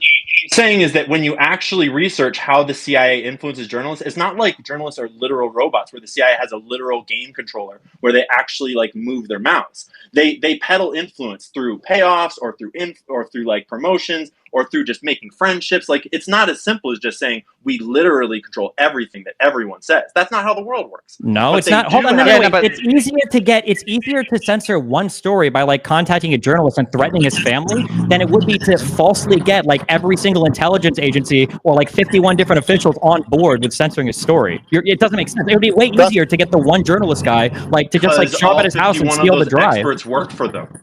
Comey works for them. The DOJ works for them. Why did they pursue the email investigation with Hillary? Why didn't they just kill that immediately? Why did Comey ever make those announcements publicly? It hurt him a lot. Why did this story with the DOJ with the special prosecutor come out with Biden being senile? That hurts him as well. Like there's a whole bunch of stuff that they report on themselves on that doesn't make them look good. Is it all plausible deniability? Dustin, I have a question. I'm curious. Do you believe that in China, the state broadcaster can just broadcast whatever it wants and whatever it discovers, or do you believe it has to work within an official narrative from the government? In China, I think they probably have to work with official narratives within the government. This media probably works with the state. And what about in Russia? Yes. For publications like Saudi? RT, yes. Saudi? I don't know as much about Saudi media, but that would be my assumption. It's a total monarchy, yeah. Cool. But in the West, not at all, 0%. Well, right? It depends on the country you're talking about. Like the BBC gets state funding. I don't think they get state direction. PBS gets state funding. I don't think they get state direction. I think in general in the West, I don't think the media tends to operate at the behest of the state. Whereas like in monarchies or dictatorships, you tend to operate more with what the state is telling you to do. Yes. Well, we could ask why you'd get state funding without state direction. That's one question. Because of legislation from Congress that authorizes state funding. I mean, it's not really a huge conspiracy. Of course, yeah, they just give money for nothing. Yeah, money for I'm sorry. Do you think the most wealthy broadcasters work for PBS and NPR? I don't want to go down that rabbit hole. I want to try and get to the end of the point, especially because I'm driving. So, do you think that would allow a country to be competitive, considering that you need to have narrative control over your populace? And that we now know, and everyone in the West accepts, that China has narrative control over its populace via the state broadcaster, as does Russia, as does Saudi Arabia, as do all these other countries. And that having a news broadcasting apparatus which told the truth, even if it's against national security interests, would not allow you to be competitive as a nation state. Do you think that we're going to allow that to happen just because it I don't know, we care about No, truth because so the much. West doesn't Fairness. run the world because they dominate the narrative. The West runs the world because they dominate it militarily and economically. People don't like the United States because we've got the most bought and paid for media. They like the United States because we have the strongest navy that guarantees the most free passage through water. Because when the Houthis start firing missiles at people, it's U.S. destroyers that show up and save the waterways. They like the United States because we are a massive trading partner. We have the highest GDP in the world at this point, and we buy and sell goods like crazy. That's why people like us, not because we poison our media, but because we actually put out good results. You can't control the media. You can't media frame the way out of like horrible participation in a world economy. You just have to like actually be able to put up the numbers. No, I don't think you understood the point I'm asking, because America as a country is in competition with other nation states. No, but right? we don't compete on who can control the narrative. That's shit you do on Twitter and YouTube. We compete on who has the highest number of exports. We compete on who can facilitate like the largest like multilateral trade deals. We compete on who can guarantee safe passage through waterways. And people start blowing each other up, whose military is going to show up to make sure that your ships are safe. Those are the things that we compete on. Cool. Understand. So you think that America has no vested interest in controlling the narratives that its own population believes in, although the CIA spends basically unlimited money ensuring that vested interests are installed in every other nation state around the world, but they don't care about their own at all. They don't care about what Americans think at all. They just care about all the other. If you think the CIA spends unlimited money, it's because you don't know what unlimited money looks like, and you have no idea what the scale is between like CIA spending and spending of companies like Facebook or Apple or Microsoft or Amazon. Like, if you guys at least were to come on and say things like, I think that all of our foreign policy is being ran by the people that control like Apple and Facebook, that would at least make sense. But by companies that are worth, you know, like tens of billions or like $100 billion? No, absolutely not. And also, no, the reputational hit you would take in a democracy when you elect your leaders and people catch you lying about stuff or fabricating stories or controlling the media. Yeah. No, I don't think you would. We never called them lying. Okay. Oh, we never called them lying. Is this supposed to be a Censor like Obama. Nobody ever said, hold on, nobody ever said, nobody ever said they never, nobody ever said all of this nobody, money to influence other populations, but they have no interest at all in influencing the minds of their own populace. No, they just care about trying to influence everybody else's with their democracy and all the garbage they're doing when they're pushing it. And you're saying they don't control the narrative, which is also another rabbit hole. Technically, your story isn't even contradictory. Even if I let you have that, because technically Americans don't really give a fuck what happens in other countries as much as their own. So you could get away with influencing other countries more than your own. Yeah, of course. But the reality is that like if you get caught doing these lies, you pay huge fucking repercussions for it. Like a lot of the country's politics. What have they paid for COVID? What? What have they paid for COVID? What have they paid for the Vietnam War? What have they paid for the media coverage for the Vietnam War was harmful to U.S. institutions. That's one of the reasons why we left Vietnam. If we controlled the media, we would have stayed in Vietnam until we saw it through. Media pressure was one of the reasons we left. Look at how unpopular the Iraq War became. You don't think Obama wanted to take a more active role in the Middle East? He couldn't, because the American public fucking hates everything in the Middle East after the Iraq War. What are you talking about? Yeah, American public heavily influences our ability, our capability of operating in different theaters of war. After Iraq and Afghanistan, we have no appetite for it. Okay. Is this supposed to be about being unbanned, or is this about the #1 fucking news media truster to defend the State Department's agenda? Like, I don't even know what this is about anymore. Yeah, I want to jump in here. I mean, because I thought the purpose of this space was discussing Nick's censorship. And I mean, this is like a civics lecture now from the Krasensteins and Destiny. And like, it's really interesting. People might not realize this, but yeah, Destiny has blacklisted Nick for the last few years to try and stifle his popularity. What do you mean? Blacklisted? How? Hold on. Ask Keith. Question. Yeah, question to you, Keith. Because I asked Destiny the question earlier. How did he blacklist him? What does that mean? Why did I blacklist him? Yeah, so Destiny refused to stream with Nick. He didn't want to help grow his popularity. Nick comes back in a day. He surpasses him on Twitter followers. And Destiny goes back to his old tactic of showing up on a Nick stream and reading Wikipedia articles, trying to make him sound bad to his guests. I mean, the central point here is supposed to be Nick's censorship. And, you know, Destiny makes this point. He's like, oh, well, these people, they defend free speech, but then they don't want to come out and be honest about their beliefs. This is the easiest truth test forever, right here. Like, tell me, why did I blacklist Nick? Well, Nick, hold on. you admit it? Can either of you admit it? No, you won't. You're going to keep pivoting. Is he just going to keep interrupting me? I mean, he's been speaking for the last hour and a half, dominating this space. Make him answer the question. Go ahead, Keith. Yeah, answer the question and then continue, Keith, with the point you're making. So Destiny says, you know, they get censored, they send them for free speech, and they're scared to come out with their beliefs. Well, he's ignoring the fact that Destiny got his followers to mass report Nick in 2000, I think it was 2019-20, to get him banned off Twitch, because Destiny is aware of this double standard that exists for people on the right versus people on the left. I'll go back, Destiny. I'll go back to you to respond right after. Yeah, go ahead, Keith. Yeah, Destiny got his followers in the past to mass report Nick, to get him banned, to take away the competition, because he knows this double standard exists. And, Destiny will come on these streams and he'll say, of course, I believe in free speech. And in the past, he said, well, look, you're going to get censored if you say shit people find offensive. That's just kind of how society works. Like Nick said, Destiny has said, Palestinians, I'm fine with them being genocided. Hassan, who's probably the biggest leftist streamer now, I saw just a couple of weeks ago, he posted the schematic of a weapon as a quote tweet to a politician, suggesting his followers should engage in violence against the politician. Now, there wasn't an SPLC hit piece, there wasn't an ADL hit piece shopped around, because they know there's obviously a double standard that operates here. This isn't some free market where the companies are looking at these individual streamers, these individual personalities, deciding who to work with. I mean, Nick used the perfect example during Ban the ADL. All of these mainstream media outlets rushed to get this out that, of the 10,000 tweets I've made, that they found one that was a joke about being an anti-Semite and self-avowed anti-Semite. I can give her another example. Recently, I was censored off a couple of payment processors after a Media Matters hit piece.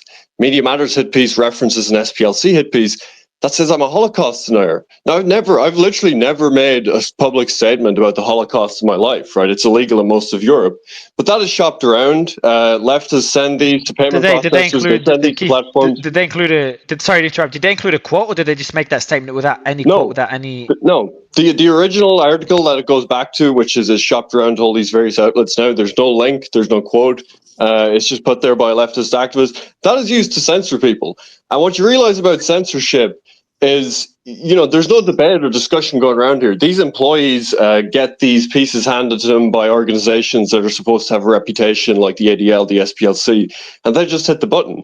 And, it's easy to come in with this kind of sort of naive, pluralist worldview where we're in this free market of ideas and companies are just acting in their self-interest. Why is Nick? Why did I blacklist Nick?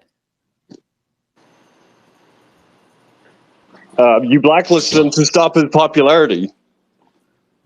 Okay, so I blacklisted Nick because I'm a big free speech advocate online, and I have been for, I think, probably like 6 or 7 years. Did you direct your followers to get Nick banned? And Nick Fuente, I haven't tried to get Nick banned in like 7 years. I had a huge conversation with him on Twitch. I was part of the hosting of that conversation. I didn't try to get him banned. Mass report Nick. Like 8 years ago. Yeah, my values have changed since then. It keeps changing. I haven't changed it. I literally hosted a huge debate with Nick. But the reason why Nick is blacklisted, the reason why I blacklisted Nick is because as of a year ago, Nick and his group of people spam report people. You can go and watch it on the Ralph Retort. You can go and watch it on shows he's on. And he says, well, if people spam report me, I'm going to spam report them, which is ironically why I spam reported conservatives in the 2016-2017 period, because you guys spam reported everybody else too. Even large conservative figures would try to cancel other people. James Wood, the Guardians of the Galaxy dude, got canceled by fucking Cernovich digging up 10-year-old fucking tweets. And Nick Fuentes plays the exact same game. Nick, do you acknowledge that as recently as a year ago, that you had your audience run around and spam report people on YouTube, that you were fighting with Mr. Medicare and other people, and you would encourage people to spam report people? Or are you going to deny that or not even answer it?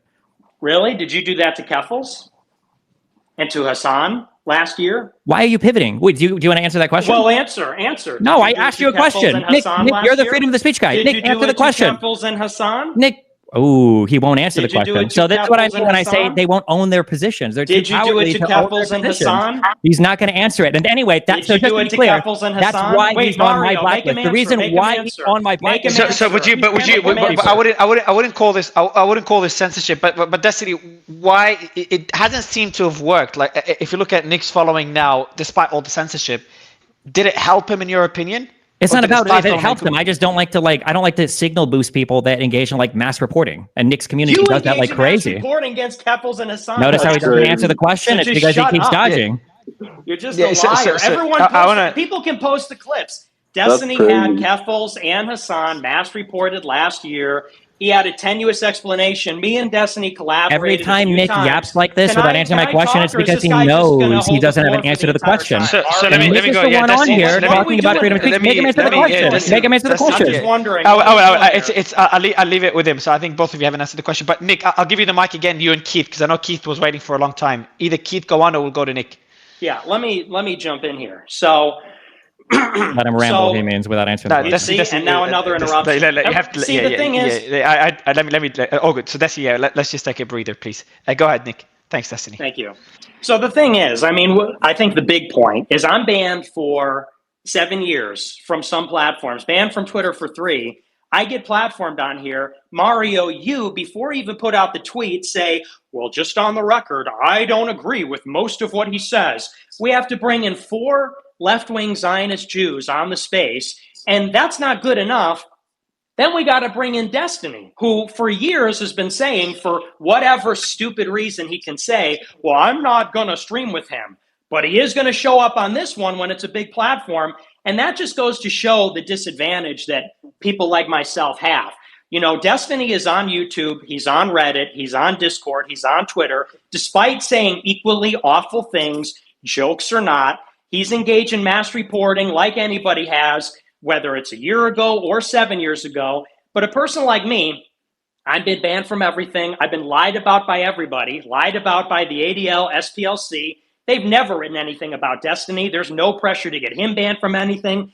I get restored. It's not 48 hours. I get invited onto a space where everybody practically has to sign a pledge that says, I'm not with this guy. And we got to bring in 4 other people who do most of the talking from the left to defend the State Department and the regime. You had Andrew Tate and now I'm going to be Alex interrupted Jones here. Now I'm going to be your interrupted side. Yeah, here. Brian, I'll give you. I'll let you respond right after, Nick. So I think Brian's point, Nick. Brian's point was, Nick, that you had a lot of. You had Alex Jones, you had Andrew Tate, you have Sneako, you had others that were supporting your stance. So I think we tried our best to keep it balanced, but I do have to agree with you. Like, I'll be honest, I faced the most pressure bringing you on stage, more than anyone else except probably Prime Minister Imran And Khan in Mario, do you Pakistan hear and Bolsonaro. a very clear double standard earlier when you introduced Destiny? He openly says that he hates Islam and he's Islamophobic, and nobody pushes back. There's not going to be any articles. Nobody's going to write a bill to go and say anything about Islamophobia. But then Nick says his points, that he believes that race is real and he thinks that America's a Christian country. And then somehow that's the most banned position. That's the one that's going to get articles written about it. When Myron comes on stream and he makes jokes about, you know, they make Nazi jokes, stuff like this, they automatically try to censor you and say that you believe in this stuff. And they come on here, Destiny says that you must believe in, there must be some sort of secret motive that you have, some secret hatred. But no, these people just, we like to make jokes. We like to have humor. Destiny openly says he hates Islam. And guess what's going to happen? Nothing. He's not going to It's literally, one, it's literally not jokes. 2, I've been banned from Twitter more than any of you motherfuckers. I can't believe you guys are crying on here about Twitter bans. I'm pretty sure I've been banned from Twitter.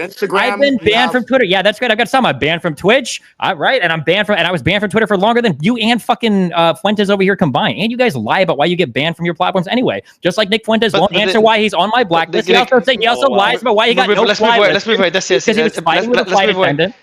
Let's move away from these points. Go ahead, Sneako. Go ahead. One more point is that Nick's right. I mean, I hosted a bunch of panels back in 2022 when I first learned about Nick and his movement about America First. And the reason they try to silence him so much is because his position ultimately is that we should stop funding Israel. It's that simple. That's why he's so censored, is because he points out a very specific flaw that American politicians have, is that they all have to have an undying allegiance to Israel, and we don't even know why they're our greatest ally. People defend this country so much and they don't even know where it is on a map. The fact that he calls this out so much, that's what bothers him. And so they try to blacklist him, they try to censor him nonstop. But every time he gets a new angle of popularity, when people start to admit that his talking points have been correct for so long, they immediately hijack the stream. They'll come in there when he comes on Fresh and Fit, Destiny has to debate him. When I go debate XQC, Destiny has to jump in. When Nick gets reinstated on Twitter for the first day and surpasses him in followers in 24 hours, who needs to come in? Can any of you even remember what all the yapping from 30 minutes was about the Wikipedia articles? I can't. Listen, we all know that you have trouble paying attention. That's why you haven't learned anything about the religion you're grifting in for the past year. But to be clear, Mario invited me. He literally DM'd me like 2 hours ago. So Mario is the Jew in this circumstance. Just to be clear, you can blame me. Controlled, by the way. I'll take the blame. But Keith, I want to ask you a question. You and Brian now will go to Nick for that same question. Why, Keith, in your opinion, was Nick banned from Twitter and all other social media companies? Keith, Brian, and then obviously Nick. You're probably best to answer that question. Well, it's obviously ideological censorship. I mean, getting back to what I was saying earlier, you know, Destiny can make these pro-genocide statements. Hassan can endorse violence. Nothing happens. They stay up on YouTube. There isn't an SPLC hit piece. There are teams employed by organizations like the ADL that sit and watch every minute of Nick's content. And he does 5 shows a week. So it's like, you know, 10 to 15 hours of content, and they clip out 1 or 2 minutes, often joking clips, and then they shop that around, and that's really the only way he's allowed on these major platforms. You know, Nick, I was with him a few days ago. He was telling me about the extent of the censorship after January 6th, and really, I think it's a watershed him being allowed back on, because people get censored, and we all know how bad the censorship has been the last year. But there was a point where, you get censored on a platform, you move to another platform, maybe that one bans you. But in Nick's case, I think he's one of the few people where it was an individual censor. It was an unpersoning across platforms, where even people that were posting his clips would get censored. If you search for him on YouTube, it was only very curated results from organizations like the SPLC. And it's easy to come on and take this kind of, like I said, this sort of naive pluralist attitude that it's just a free market and these companies just don't like these individual beliefs. But at the end of the day, the companies aren't monitoring these individual streamers, these individual personalities. These boycotts are targeted and led by organizations like the ADL that forced Facebook to ban Holocaust denial, forced Facebook to ban white nationalism, launched a huge advertiser boycott on Twitter. And, this isn't just some kind of organic thing where these organizations represent a plurality of interests. It's oftentimes the same oligarchs funding these people that are funding the media. Jonathan Greenblatt was in the Obama administration. These organizations are really an extension of the regime. And to take this kind of naive attitude that this is just sort of civil society functioning as it does, and it's free market making decisions about who to sponsor, it's just totally naive. So that's why I think it's such a... That's why I think it's a watershed moment that Nick is back on, because I think he has become the litmus test as someone who is, the most attacked by these organizations, the most lied about. And he's really the only one that's come out the other side of censorship bigger than before. Individuals like Alex Jones have been heavily censored, Andrew Tate, but Nick has really come back bigger than 3-4 years ago. And it's at the point where, despite all the censorship, I think everyone has to recognize he's a part of the public conversation. Piers Morgan regularly name drops him. People mention his meeting with Trump. So, Elon here is making, I think, So go let me ahead. let me just based on what you said, because I think you made a very important point here. And Nick, let me ask you a question based on what Keith said. Obviously, as a side note about Al Ahli Baptist Hospital, we know Israel did it, and we know Al Shifa didn't have those. Didn't Just have two those. seconds, silly. Sorry, But sorry. just, It's Nick, silly. Just let me ask hold Nick on, a question. silly. One second. Just silly. Just something came up. Just 2 seconds. You remember how I can't remember who it was. The joke that Nick made earlier. The quote: "You're right. We can't compare loving Hitler to loving Destiny. Destiny is far worse." We just saw just a prominent account snip that and say Nick Fuentes to Mario Nofo, and then they put that quote there. Without putting out the full context that it's a joke. I think it's a perfect. I think so.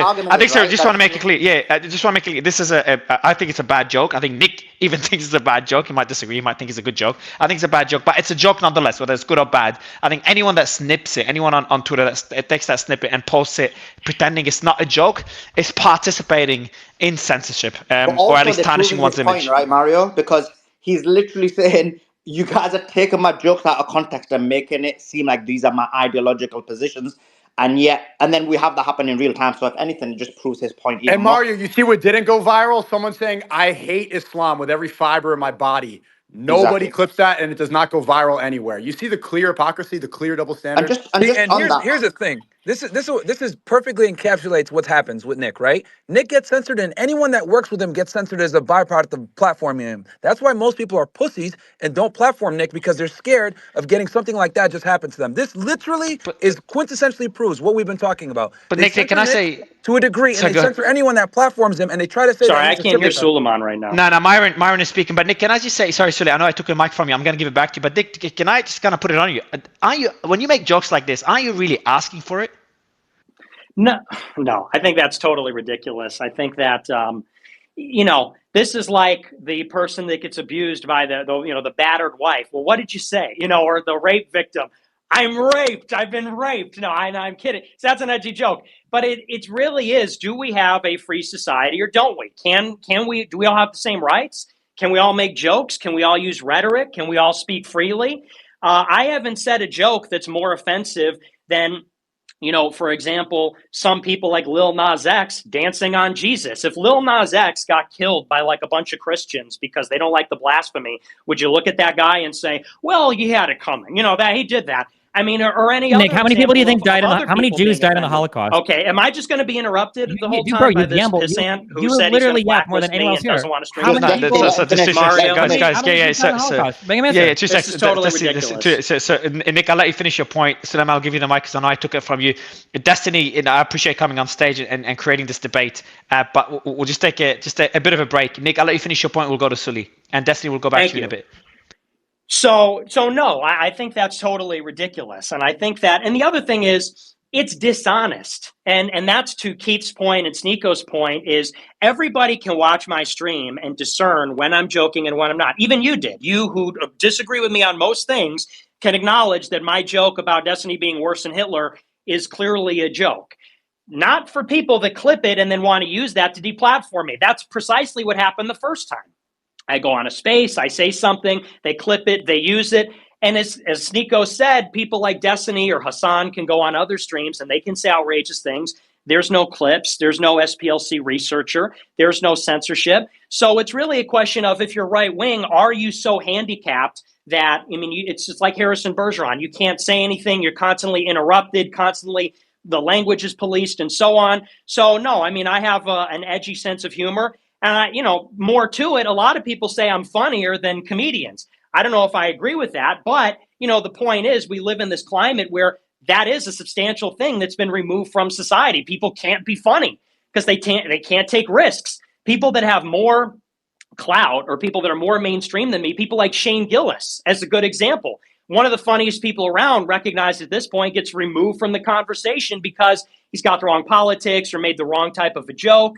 So this, aren't you asking for it, is like an insane totalitarian mindset, in my opinion. And it'd be one thing if I was one of these guys like the Blood Tribe that you see at these protests where they got a vein bulging out of their head and they're screaming, obscenities and racial slurs and that, that might be one thing. I don't know, in terms of free speech, but I could understand why that people might be put off by that. But obvious jokes about things where everybody's laughing, or even if I'm just laughing, I think we can recognize that's part of the conversation. The bigger picture is who is behind the censorship. It's not that I didn't get kicked off Twitter because there was a grassroots, organic mass support because they didn't like my jokes or they didn't find it humorous.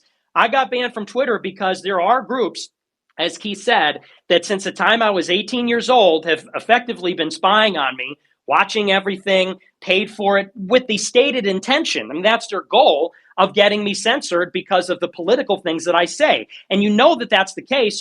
As Keith said, that you can't believe the alibi or the cover story because of the inconsistency. They don't do this to left-wing people. They don't enforce it against left-wing people because it's a matter of ideological censorship. If it was about the thing in itself, Hassan would be banned for posting a bomb schematic, obviously. And there are numerous other examples. Even regular conservatives can point this out. So nobody denies everything. It's double political. standard. Nick, just a quick question. Nick, just a quick question, right? Nick, can you hear me? Mm-hmm. Yes. Yeah. Okay. So you've explained from a social media perspective, right? And even people have mentioned about this, your joke being taken out of context and clipped. What about from the mainstream media perspective and organizations such as ADL? If those organizations are up in arms about what they believe is hate speech, why is it, for example, they've come after you, they've made hit pieces against you, the ADL have come after you, but like, for example, not to mention Destiny again, but his extreme Islamophobia has been left unanswered. So is it, and does that then not, that's the first part. And the second part of the question, does that then not add more merit to your argument that there are certain people who are having control of the media, having control of the narrative? 100%. And I'll even match you another example. Ben Shapiro, who's, I think, far more famous than almost anyone here except for probably Andrew Tate.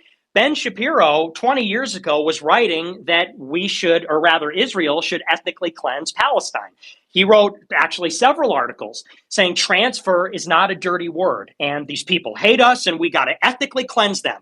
Now, whenever you read an article about Ben Shapiro, you don't read Ben Shapiro, who 20 years ago in a town hall article wrote in favor of ethnic cleansing. That's not part of the conversation, but it is the case with me. It is the case with Keith. It is the case, presumably, if other people on the space step out of bounds, they'll say, Mario and Suleiman, who hosted the white nationals, Nick Fuentes, that proves that it is ideological and it is about power. And I'll say the Ben Shapiro example is connected to Destiny. You may have noticed that lately Destiny has been getting bigger platforms. He was on a debate with Ben Shapiro, with Lex Fridman, with Jordan Peterson. And, this is a theory, so not a fact, but a theory. I think that one of the reasons they're willing to overlook some of the disturbing things about his life or disturbing things that he said, but not with me, is because Destiny is one of the few pro-Israel leftists. So Jordan Peterson recently, who's at Daily Wire, Shapiro's company, somebody said, when will you talk to Nick Fuentes?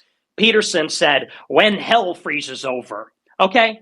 And I'm a Catholic right-wing guy. I mean, obviously far right, obviously not mainstream right. But when hell freezes over, that's when he'll sit with me or converse with me. And presumably in an extremely hostile way, if it ever happened.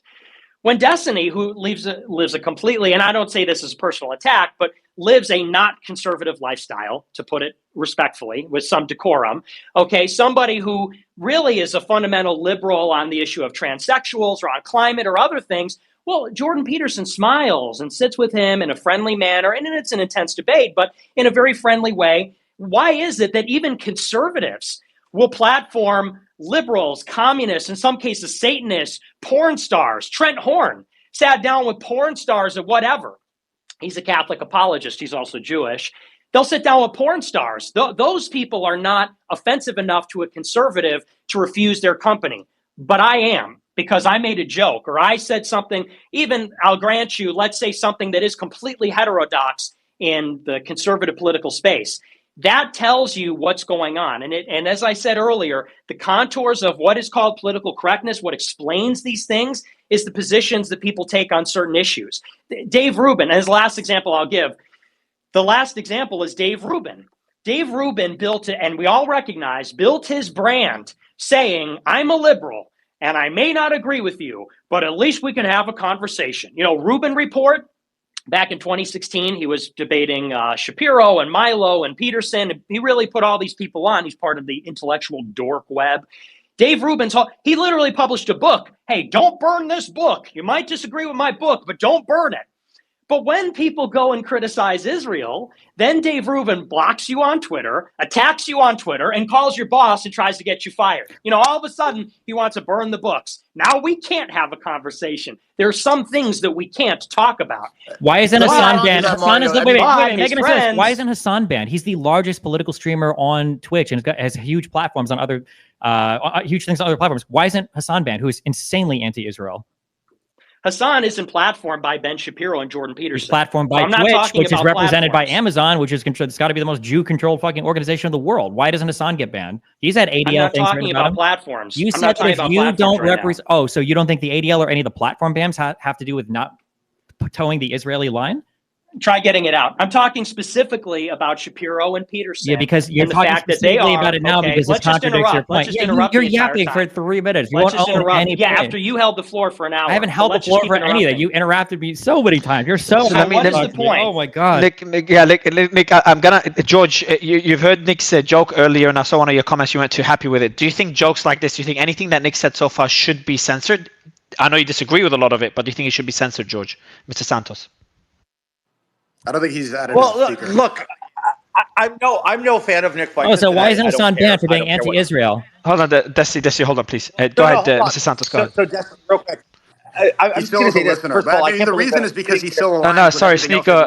I think there's a glitch. You can't hear George Santos speaking right now. Yeah, Sneako. So George Santos speaking. I'll drop and come back up. No, not you, George. I'll drop Sneako and bring him back up. All good, George. The glitch was Sneako. Go ahead, George. Sneako, I'll drop you and bring you back up.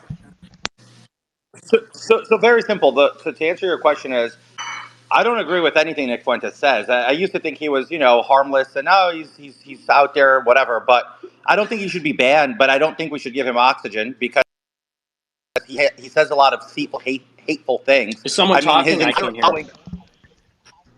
Yeah, it's me. Let me. Okay, George, I think you're the issue, but it's actually, I'll drop you and bring you back up. But it's actually, Brian, I'm going to give you the mic. You'll probably make a similar point to George, hopefully, and I'll bring George back up.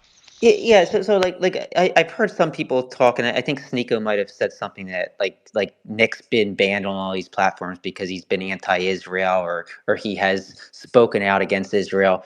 But I feel that there's a lot of minimizing of what Nick has said in the past, and he claims that it's a joke. You say like, oh, you joke around a lot, but like, were you joking when you said that you loved Hitler, or when you said that Jews have no place in Western civilization, or when you called for the Aryan race to go to victory? Like, were they all jokes?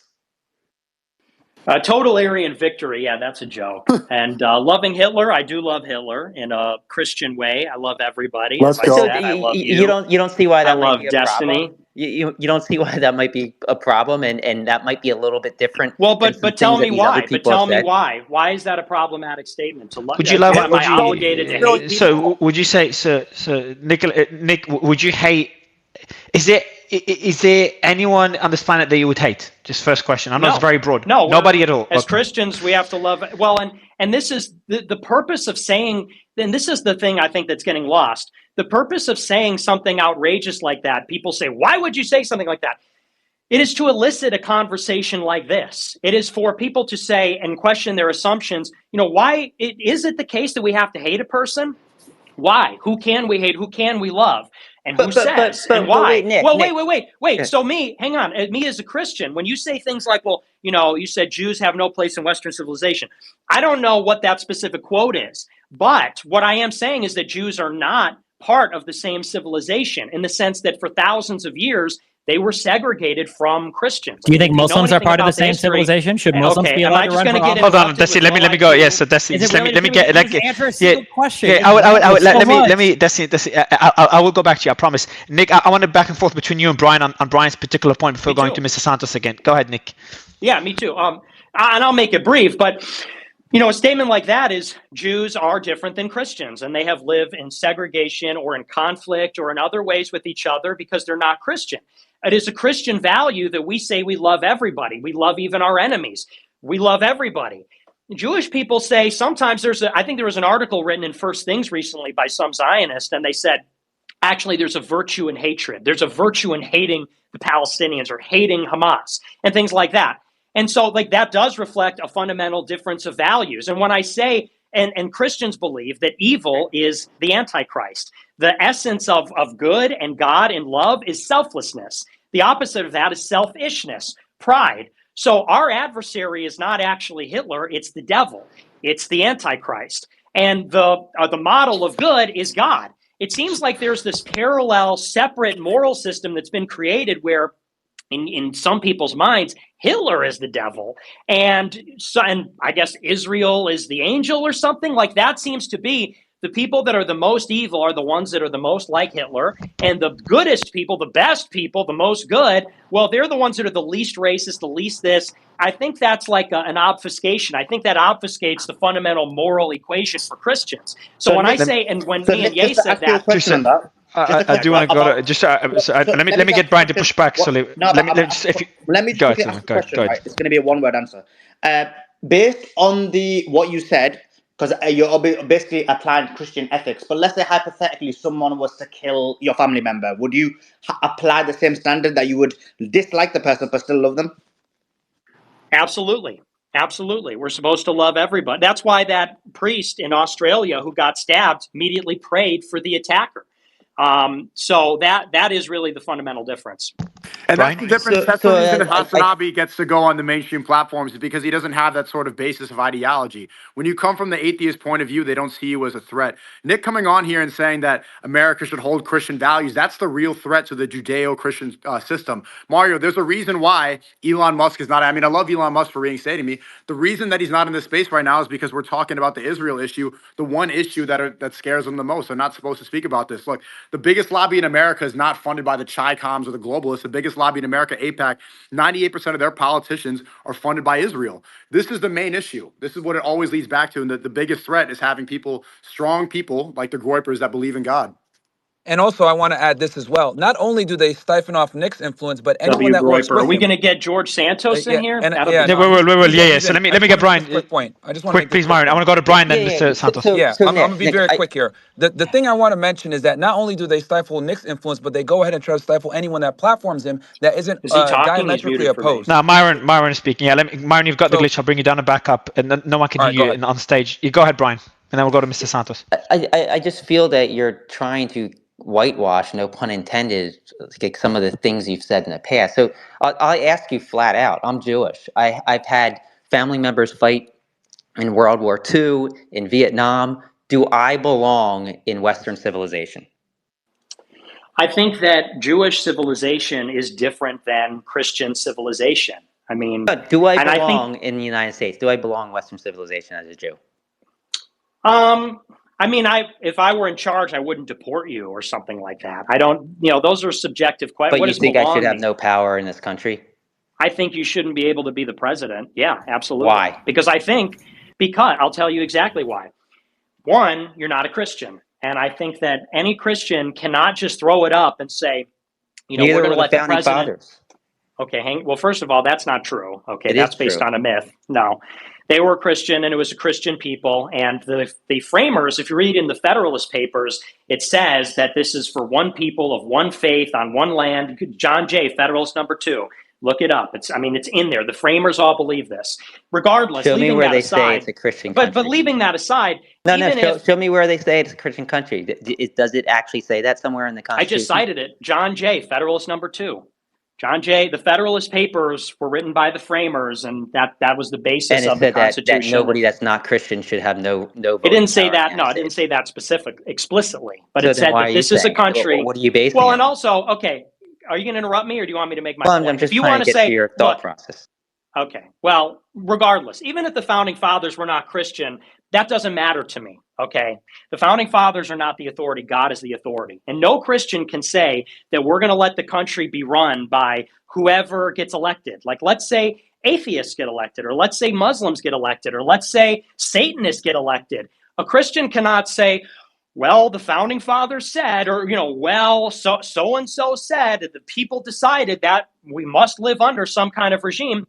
No, we believe that actually society should be receiving instruction from the church, that only moral people can lead, and that if you have people in charge that do not believe in God and don't actually follow God's laws, then you're going to have a country that's totally immoral or amoral and therefore totally sinful and offensive to God. I don't know how anyone could be a Christian and not wait, make him answer the question of would you apply the same restrictions to Muslims as you would to Jews? Absolutely, yes, 100%. I literally just said it. I said we shouldn't let a Muslim be president. Yeah, you said president. So what about for Congress? What about for mayors? Yeah, for Congress too. I said it earlier. So no federal offices, judges, no state offices just Christians. No Muslims as well. Okay. Just Christians. Good. Yeah. Okay. So if I said that the final authority belongs to Big Bird, why should my thoughts on that be weighed less than yours? Like, should we just look to Big Bird and ask Big Bird what the country should be run by?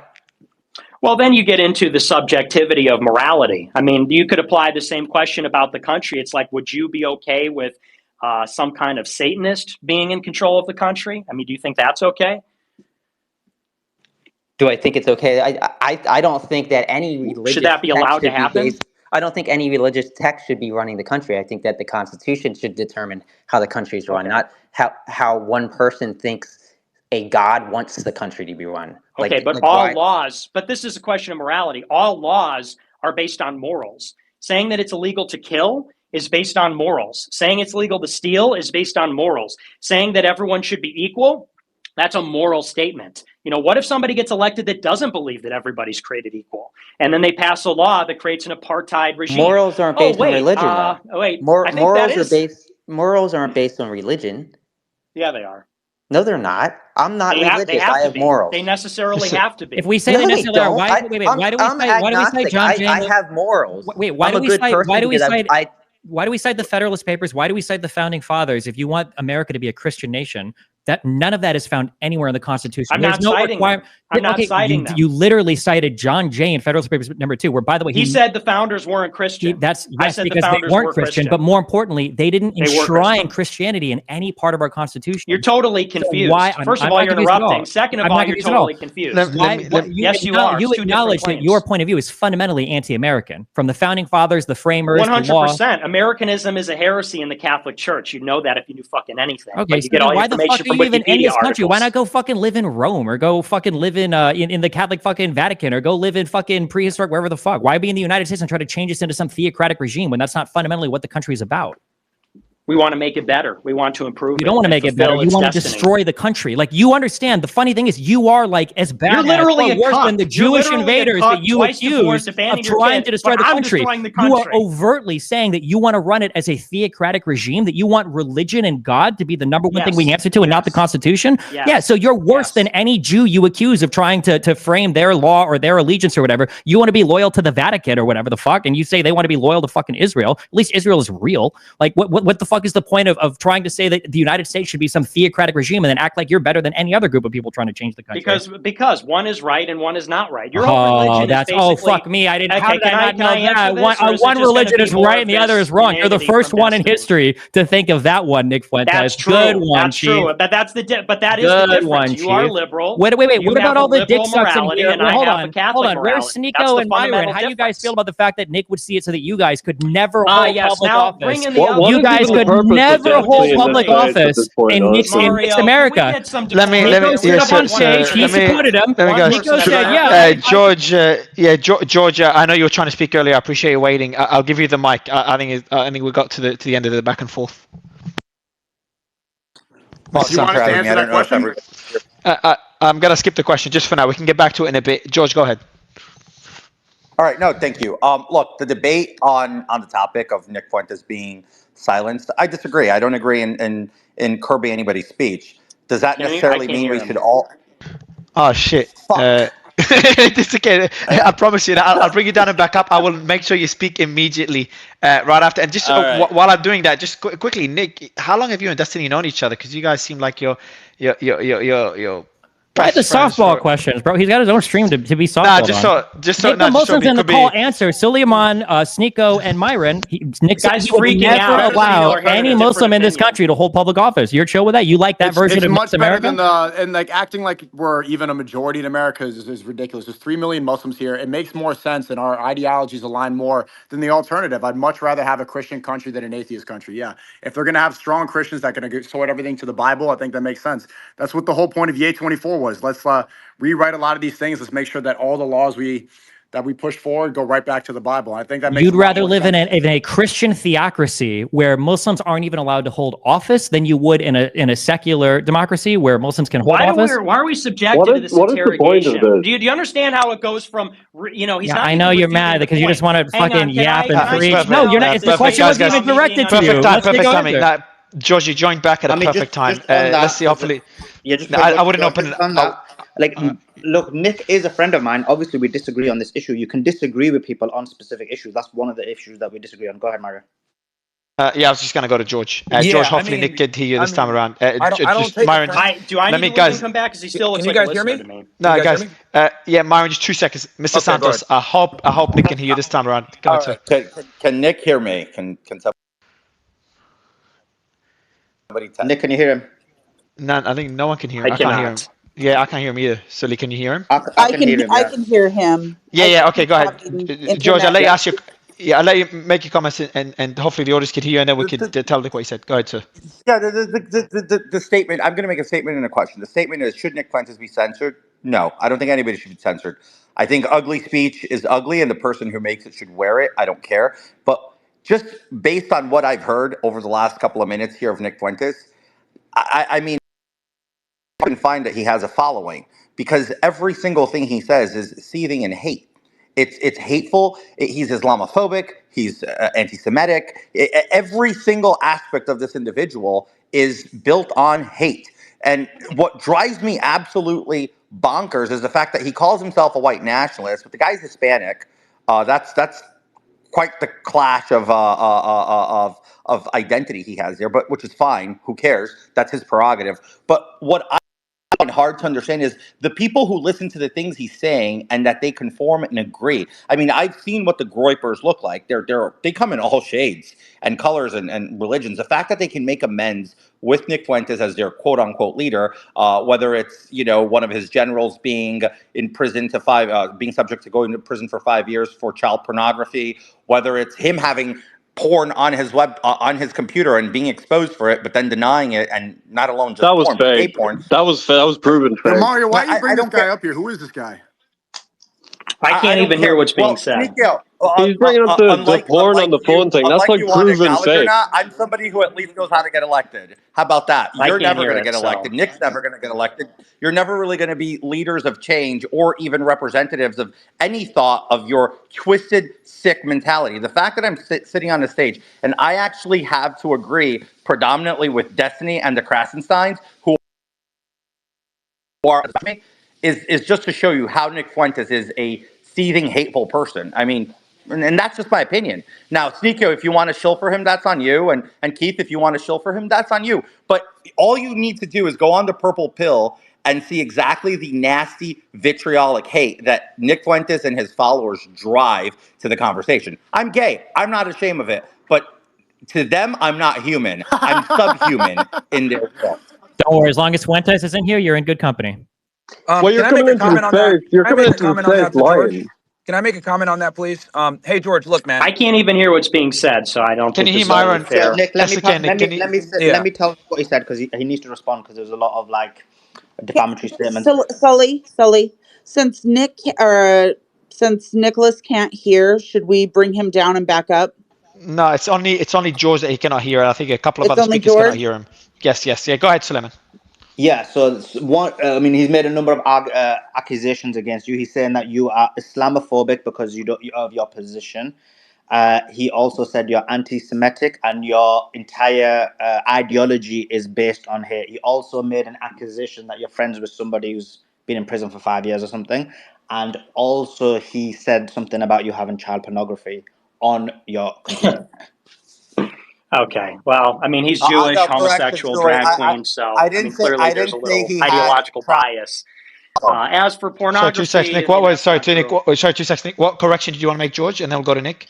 The correct was I didn't say child pornography. I said gay porn on his computer. Oh, okay, Yeah, gay. So Nick, it was not child porn. Big difference. Yeah, and Nick, yeah, it was gay porn, not child pornography. He's thinking of Abby That's the claim. Alexander, the guy that Nick Fuentes defends all the time.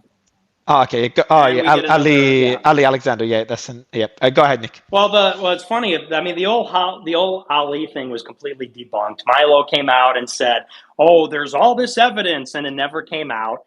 There was one thing where I guess he sexted some gay guy who apparently, I mean, at first it looked credible, and then this guy turned out to be following and commenting on like 100 other gay people stuff during that period. So that whole thing got completely debunked.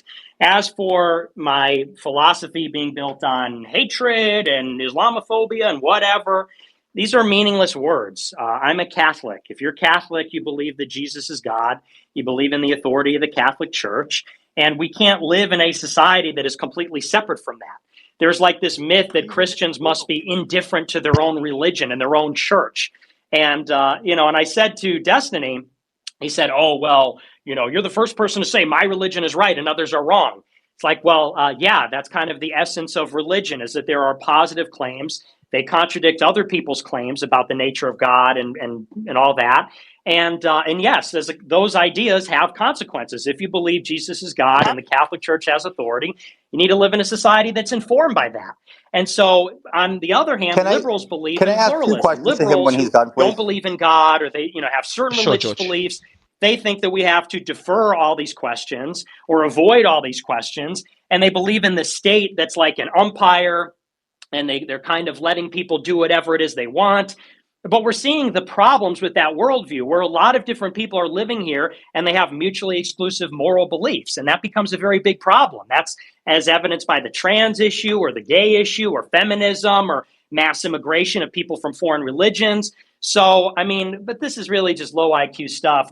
You're an anti-Semitic Islamophobe. I mean, what do these things even mean? I mean, specifically on anti-Semitism, that is the essence of a debate now about this recent law where we're looking to the IHRA for the definition. And it says that if you believe Jews are loyal to Israel, you're anti-Semitic. It's like, okay, well, Jews, some of them are loyal to Israel, believe it or not. I know that's crazy. Under that definition, you'd be an anti-Semite.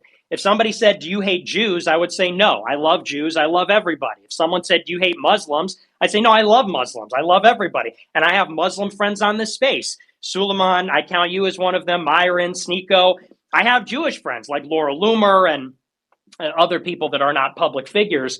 So I mean, this is really just inane stuff. Surely we could have a higher IQ debate than you're a pornographer and you're a racist and you're an anti-Semite.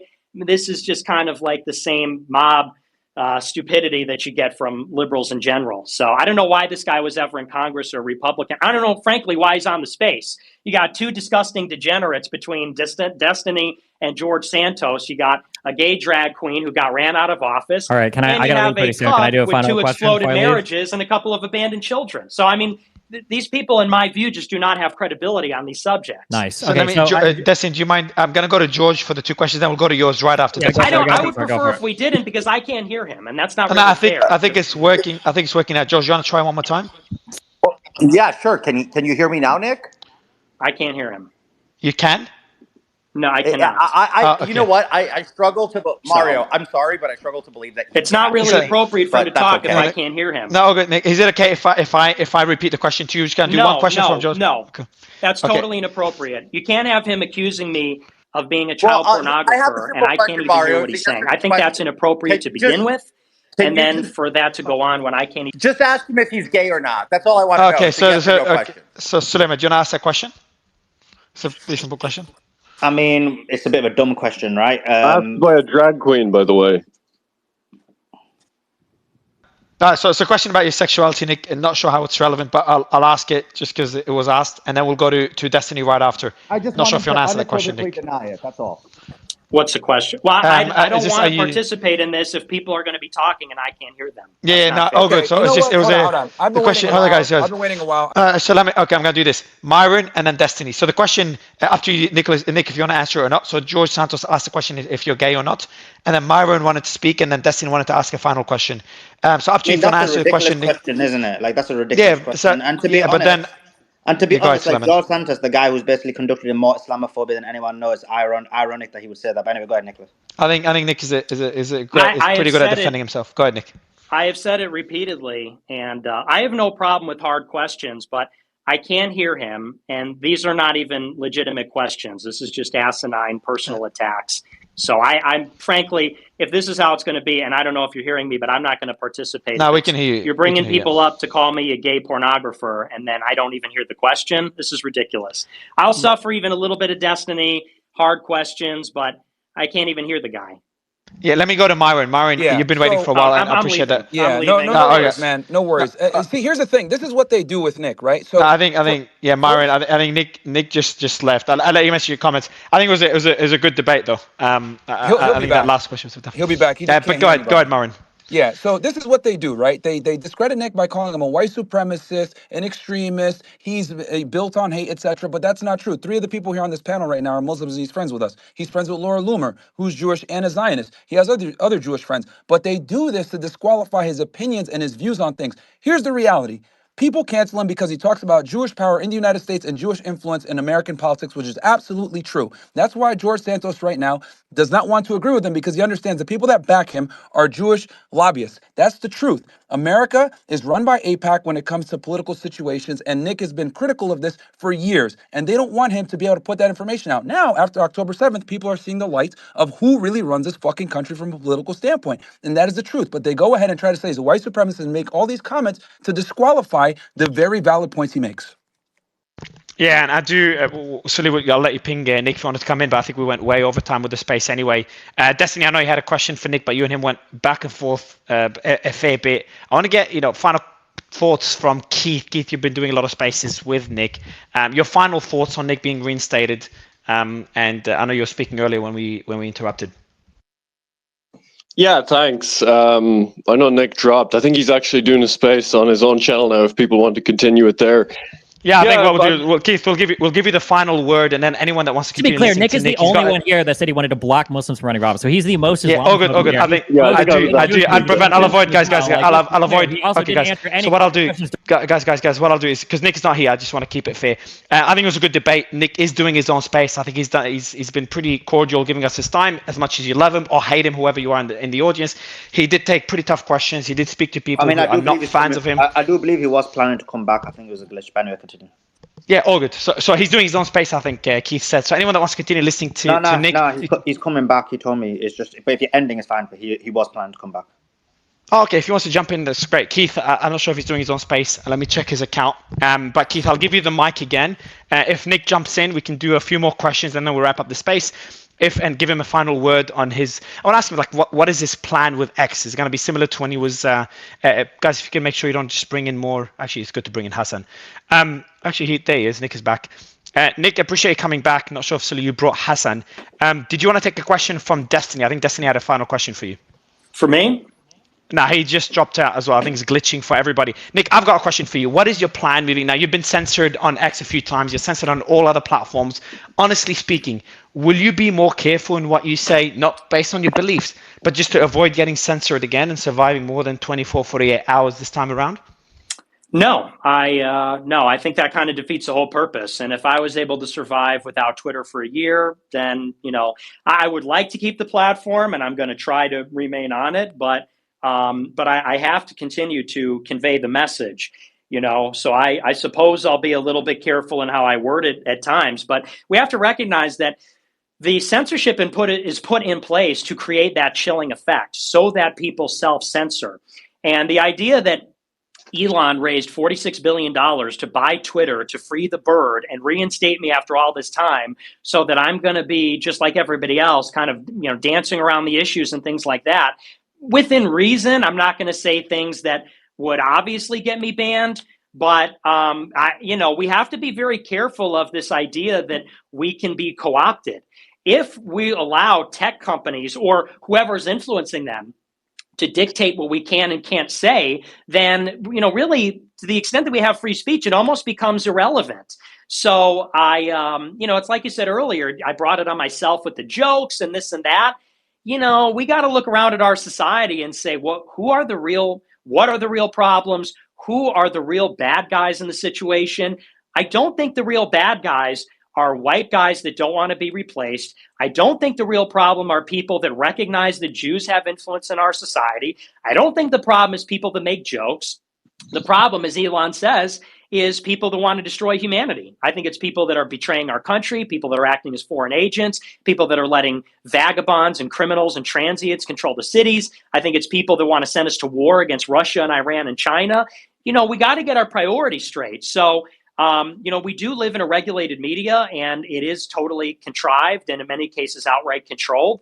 I don't want to be a part of that. And if I can't go on being myself, I will choose to do something else. I want to be part of the solution. I will never compromise and become part of the problem by being another one of these people that gets brought in because they're clinging on to fame or relevance or money. If the social media environment can't have me because of the rules, I will go out, like Andrew Tate says, I'll go and flip the fucking burgers. I'll go do something else. I will not participate by complicity in lies and lies by omission and controlled opposition.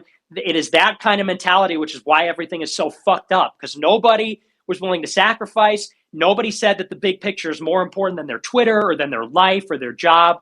Not to sound dramatic, but I've suffered for a long time. People may laugh at that, and I know people make fun of that, but being in exile, being ostracized, it does suck, and it's not easy, and, but somebody has to be willing to do it to make real change. You don't make real change by being employed by YouTube, which is a federal government contractor. Google's a federal contractor. If you're working for them, you're working for a federal contractor. Nobody made change by living their lives afraid of upsetting federal contractors or these kinds of other things connected to military industrial complex.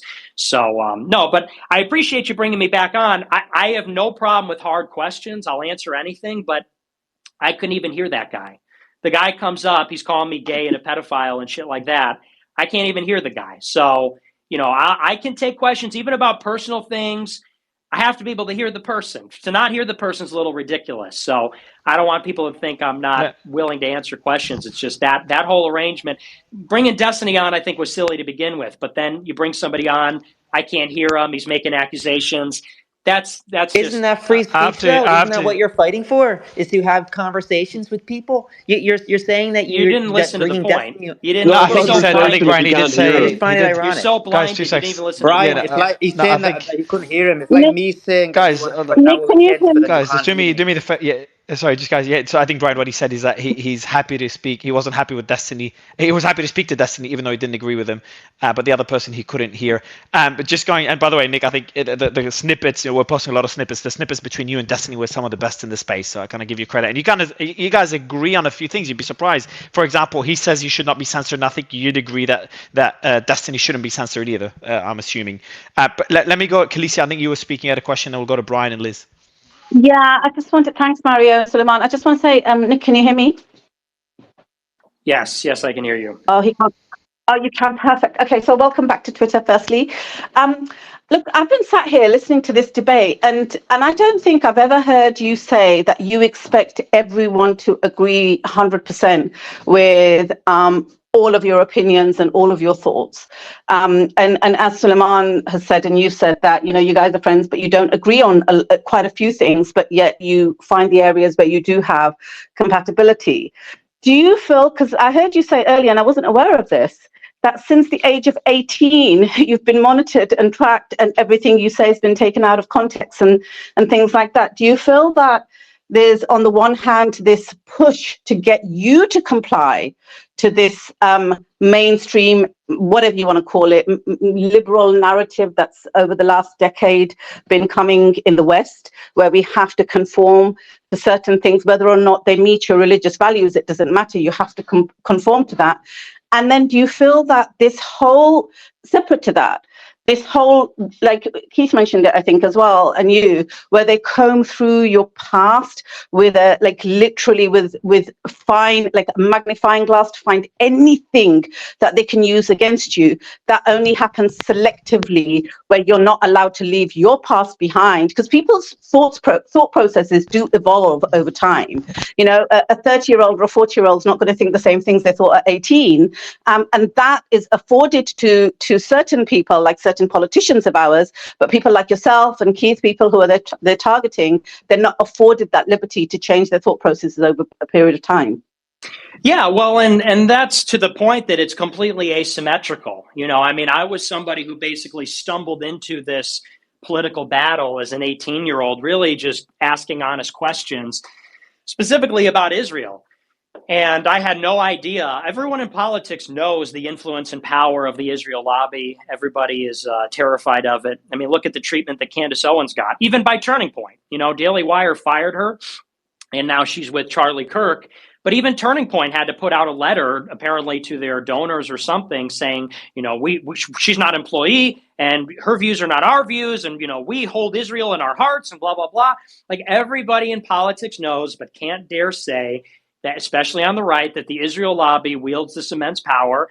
And I made the mistake as a teenager of because I was obtuse, saying, hey, why do we give them all this foreign aid? And for that, I got totally ostracized. My career was over before it began. And, I don't want to say that I repudiate controversial things I've said, but when people see things that I say and, they're things that maybe are not polite or that offend people, you have to consider that you do get agitated. When people are harassing you like this, when you do get banned, and by the way, it's not a coincidence that every time I go to one of these spaces on the right or the left, or I go on any stream, it's always going to be Jewish Zionists and, sometimes other people, but they're always there that are not only attacking you and calling you a racist, but then also calling you names and insulting you and interrupting you and all these things. And so I guess to your point, it's like, yeah, there's a human element where, you are expected to maintain this absolute perfection. Even Keith spoke on this. The volume of content that I put out over 7 years, 5 days a week, hours every night, and there's a collection of maybe 20 unfortunate statements I've said that are constantly thrown in my face. It's like, what's the expectation? 10 years, thousands of hours of content. You don't say 20 unfortunate things. You don't say 20 things that, even if they're jokes, would sound bad on paper. So for people that throw that in my face and say, well, you deserve to be censored, or, maybe that's a devil's advocate. Well, aren't you asking for it? It's like, is the expectation that a person, and in particular a young person who's been harassed and attacked and like exiled their whole life, are they going to have 100% perfect statements that would go over well to a general audience and, no one's going to be offended? The co-host, this female, I don't know, got all offended about the witch burning joke. It's like, okay, but sometimes people don't like jokes. If you want to say it's not funny or it's inappropriate, I'll agree with you. So, but that's more to kind That's of bring it exactly full what I circle. said. I said it wasn't funny. Okay, and that's That was it. fine You're enough. saying Yeah, that I very got well. all in my feelings about this. I said it wasn't funny. And then I turned around and made a joke that I would volunteer as tribute for you to burn me at the stake if you were tied to me. So isn't that tit for tat? Yeah, well, and that's what I'm saying. If you want to say it's that, I'm using it as an example. I'm saying you didn't like the joke. That's fine. I mean, you say it's not funny. You didn't find it funny. That's fine. But people then take things like that and they, is used on this panel. And maybe it's devil's advocate, but that's used as an example of, well, you've been censored, but you did say this. And it's like I said, if you recognize it's a joke and you don't like the joke, that's different than saying he uttered the words, he's got to be banned. So, and I want to And bring it that full wasn't my circle. point. I have never I said. know.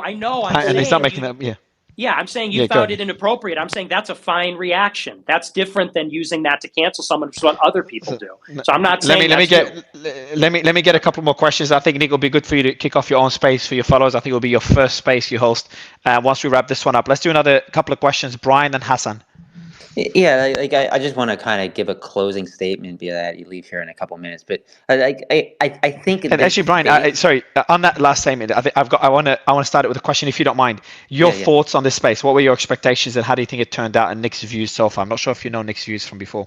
Yeah, so I think this space showed that free speech is not bad. It allows me to push back on Nick and Nick to spout whatever he wants to spout, right? I'd rather see that than echo chambers, which I think will further push people to the extremes. With that said, I think that I have the right, just like you have the right, Nick, to spout out your anti-Jewish sentiment and tell me that I should have no rights as a Jew. I have the right to say that you're anti-Semitic and your views are extreme and disgusting, and most people don't. He never agree said with you won't that. have rights. He never said that. See, that's what I'm talking He about. did You say guys, that. he never said that. Wait. He didn't say that. He told me literally 20 minutes ago that I No, should he not didn't. have a place in Western civilization and that I should never be able to be president. That's a right. He said he loves Jewish I mean, people. He actually That's a said right. three Jews and times he loves Muslims, Not Jewish to Guys, get people. I think Muslim everyone. didn't All know. right, guys. Do you know that Nick is on stage, so he can tell us what he said? Nick, go ahead. Did Brian? What is the Brian said is right, or do you want to correct him? No, and this is what always happens is like I say I think only Christians should be in government and not Jews or Muslims, and he That's says a right, you Nick. think no one You Jews said I should have shouldn't no have a rights. right to But be you just president. said I That's said a that right. Jews should have no rights, but that's not what I said. I didn't say no rights. You I said did. I shouldn't Okay, have well, people rights can listen like to the you replay. should. People You can did listen say to the no replay. right. That's what you said. You Dude, you told said me no I rights. shouldn't have You the said no same rights that rights. you should. We all heard You it. told me no. We can correct. Even if you said it, you can correct it. Go ahead, Brian. Nick, you said that I shouldn't have rights, the same rights that you should as a Christian. This That's is exactly what crazy. you said. See Did you not? I'm glad you're putting on a little demonstration for everybody of what I've had to deal with for 7 years. So What thank did you you for have to deal with? doing a little demonstration. So what did I say that was incorrect there, Nick? Everyone heard it. No, tell me. No, because you'll invent tell another me. lie immediately. Because No, you you know I said said no. I'm nothing gonna say it for him. incorrect. Don't worry. You said I can't have rights as a Jew, and that is not what he said. You went ahead and misinterpreted what he said. He And here's said the I thing: if can't I didn't have call you rights to out on be. it, you would have continued in that path, and that's the Wait a reason why minute. Nick has been banned. Did Because he people not like tell you me I shouldn't have misinterpret what he rights as a says. Jew? People Did like he you, not tell me I people shouldn't have like rights as a you, Jew? people like You you said no misinterpret what he rights. says, and you go ahead. And I I've called didn't you on say it. Now no you're rights. clarifying I now. shouldn't have Now you're rights clarifying. as a Jew. The right to be president. I should have no right to be president as a Jew. That's You what he didn't said. say that. You said rights. I You just said said rights. it. So That's a right. That's Brian, you're a right. giving. So this is the ugly side of free That's speech fine. that That's fine. it That's could get fine. out of Look, control as well. But he yeah, did say go it, ahead, but Sully. then look, even if he didn't, he's taken it back now. He's restated what he said, and he's been But brought he's on only court. restating it because I called him out, and that's what I'm trying to say. This has been going on for years with Nick, where people misinterpret what he says, and they go in a certain way until I call him out. Now he's So you're clarifying, turning it rights is on to be a me president as because a Jew. Nick didn't have the balls to admit that he Oh said I my shouldn't have gosh, certain dude. rights. This That's is what you're This is crazy. doing. so good. Okay. This is an amazing demonstration of I don't his mean to words. interrupt, but It I just is. It's wanted an to show amazing that. I don't mean to demonstration of your interrupt. I'll let it go. anti-Semitism, Nick. Brian, You're an can I ask you a anti-Semite. You said question? I Brian, shouldn't have just rights. You just can't just help one yourself. question to Brian. Just one question. One question. for me, like absolute free speech is really important. And this has been like a really good space in terms of everyone speaking their opinions. When Mario went to you just now and said, "Oh, Brian, jump in," your language to me was really interesting because you said, "Oh, I'm glad I've been able to have this discussion and push back on Nick when he spouts." So why is it he spouts and you push back? Why is it that you think that people don't think you spout and he's had to push back? See, that to me is really troubling because People you do take a think I position spout. of People do think I superiority, spout. even in your language. What are you talking about? So then, but Told me I Tate shouldn't even have. Nick Tate told me even I shouldn't have a right to be president as a Jewish man in this country. That's spouting to me. If you disagree, well, disagree. I don't give a shit. That's Hasbara. That's just no, Hasbara I 101. disagree with. I may disagree with Nick's opinions, but it doesn't mean that my opinion. Like, how can you take that position of superiority where you Of think saying your yeah, positions but I are think, all right, and And he if but then to told me kind I of, shouldn't have the right to be but president as then a just to go Jew. back, I Me think telling Brian. him he spouted is offensive to you. Yeah, I think it just also go back. Like Tate did go to Brian and Ed on multiple occasions, called them idiots, and I think a lot of panelists would make a big deal out of it and leave the space. So I do want to say, Ed and Brian do take a lot of heat, and they're allowed to give heat back here and there. And I think Nick, you're not offended by the word spout, but I think one person spouting another person's respected opinion and vice versa. So I agree with Khaleesi's point there as well. That some people think Nick is spouting right now, and I think people in the audience think Brian is spouting. And this is the beauty of having these panels. And I appreciate Nick actually coming in. And remember, my post here, I posted first thing I said in my post, I said, I probably disagree with most of the opinions that Nick holds. A lot of politicians wouldn't even come on my space if I take certain stances like this. And Nick retweeted it. So I just want to give him credit there. And I think Brian is the same, by the way. I've had Brian and he joined spaces by people that despise him. Let me go to Hassan and Mike, if you don't mind, guys. And last couple of questions for Nick. And then we can wrap it up. And maybe Nick and Brian, you can continue the debate on another space. Hassan. Thank you so much. I mean, I just want to add that I think the debate for the last 10 minutes has been fairly stupid. I hate to put it that way, but as an attorney, when we say that Muslims and Jews should not hold office, should not be the president, should not be able to hold position in Congress, and then arguably you can add to that probably not be judges, maybe not even be lawyers. Like I'm a lawyer. I mean, as a Muslim lawyer, I've probably done more to protect the Constitution and liberty and even Christian values than most Christians in this country. So when we say they should not be able to have the right to hold political positions, we're basically saying they shouldn't have rights. That's what it becomes tantamount to, because if you don't have the ability to be involved and influence your government and influence the laws, then you very easily lose your rights. So I think, frankly, that's the effective message of Nick saying that. But that being said, we really need to protect the marketplace of ideas. So I definitely support Nick's right not to be censored, because I think we need to have free and open dialogue. Those are just my 2 cents that I want to add, and thank you. I want to agree with that, because the bottom line is beyond all the drama, are we going to honor the First Amendment of the U.S. Constitution, or up in everything our country was founded upon, period? There's a danger inherent in stifling free speech. Jordan Peterson talks about that. Speech being equivalent to thought, being able to process thoughts externally by speaking without shame or retribution is the basis of personal growth. It's also essential for a healthy economy and society and country, and the cornerstone of innovation. Dr. Richard Florida, who wrote the book The Creative Class, refers to this concept. It's not an accident the West Coast once upon a time gave rise to some of the most innovative and successful companies in the world, long before woke. The West Coast used to be one of the freest thought capitals in the world, but now look at it. There's a direct correlation between the clampdown of freedom of thought and speech and the decline of a country's innovation and economy. That's the only thing on the ballot here. The rest is obsolete. Nick, I want to give you the mic for the final words. I appreciate coming on the space. You're back on X now. I think, will you be doing a space after this? And maybe tell us about your strategy moving forward on X. What do you plan to do? Yes, well, I want to say thank you for giving me the platform, and everybody for participating. The Krassensteins, I don't agree with you, obviously. I know you think I'm anti-Semitic, but I appreciate you coming and debating and being a good sport about it. I don't hate you guys or anybody. But as for my closing statement, in terms of the, this Muslim lawyer who says that, everybody should be able to be president, it's a conflict of visions. I don't hide. I don't make any kind of illusions about the fact that I'm a Catholic integralist. I'm Catholic. I believe that it should be a Catholic monarchy, ideally. I'm not a feminist. I think that religions like Judaism and Islam are wrong. I mean, I'm not a liberal. Liberals believe in pluralism. Liberals believe, and I do think there should be a level of pluralism, but there's limits. Liberals believe that we have to kind of defer these difficult questions about what morality we should have, what religion we should practice, what people we should let into the country. I am not a liberal. And I think fundamentally that is why a lot of people disagree with me on so much, and why people have to translate my opinions for me to people that don't watch me. It's because I really, unlike many conservatives, I'm not trying to circumscribe liberalism and say, well, I believe in two genders, but yeah, I have girl power. Or, I'm against transsexuals, but gay marriage is totally fine. Or I'm against illegal immigration, but legal immigration, transforming the country, totally.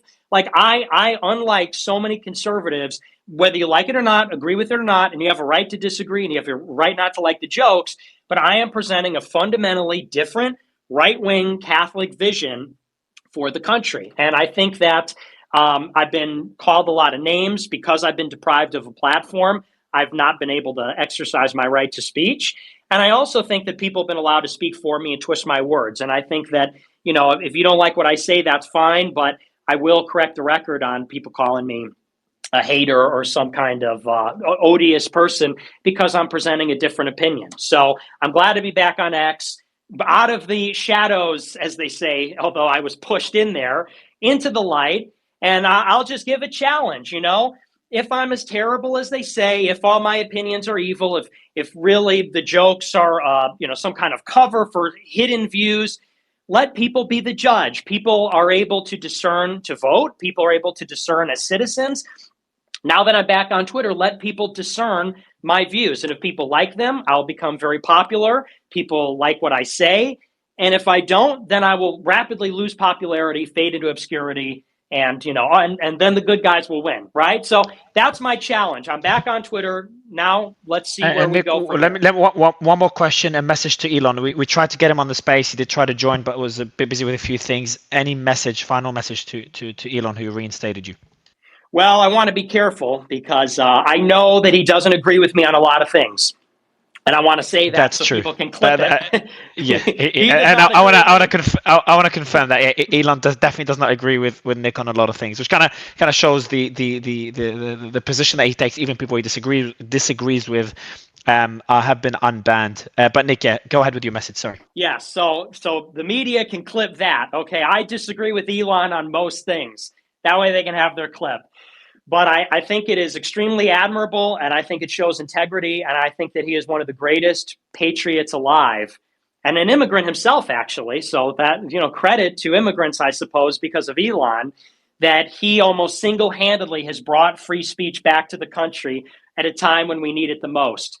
And him bringing me back shows that it's not a farce. It's not self-interested, because there's no self-interest that could be served by bringing me back, since he disagrees, and it'll be a liability because of pressure from groups like the ADL. So I think that not even me as a political person who everybody disagrees with, but I think as an American, he's truly a great American, and I think a great human being, and I'm going to do some glazing. I totally admire him and what he's been able to achieve. So, and I'm appreciative of the opportunity. I hope I don't prove him wrong. I hope I don't cause problems for him. Because I think that he's a pretty stand-up guy for making these moves and taking on enormous risk for everybody.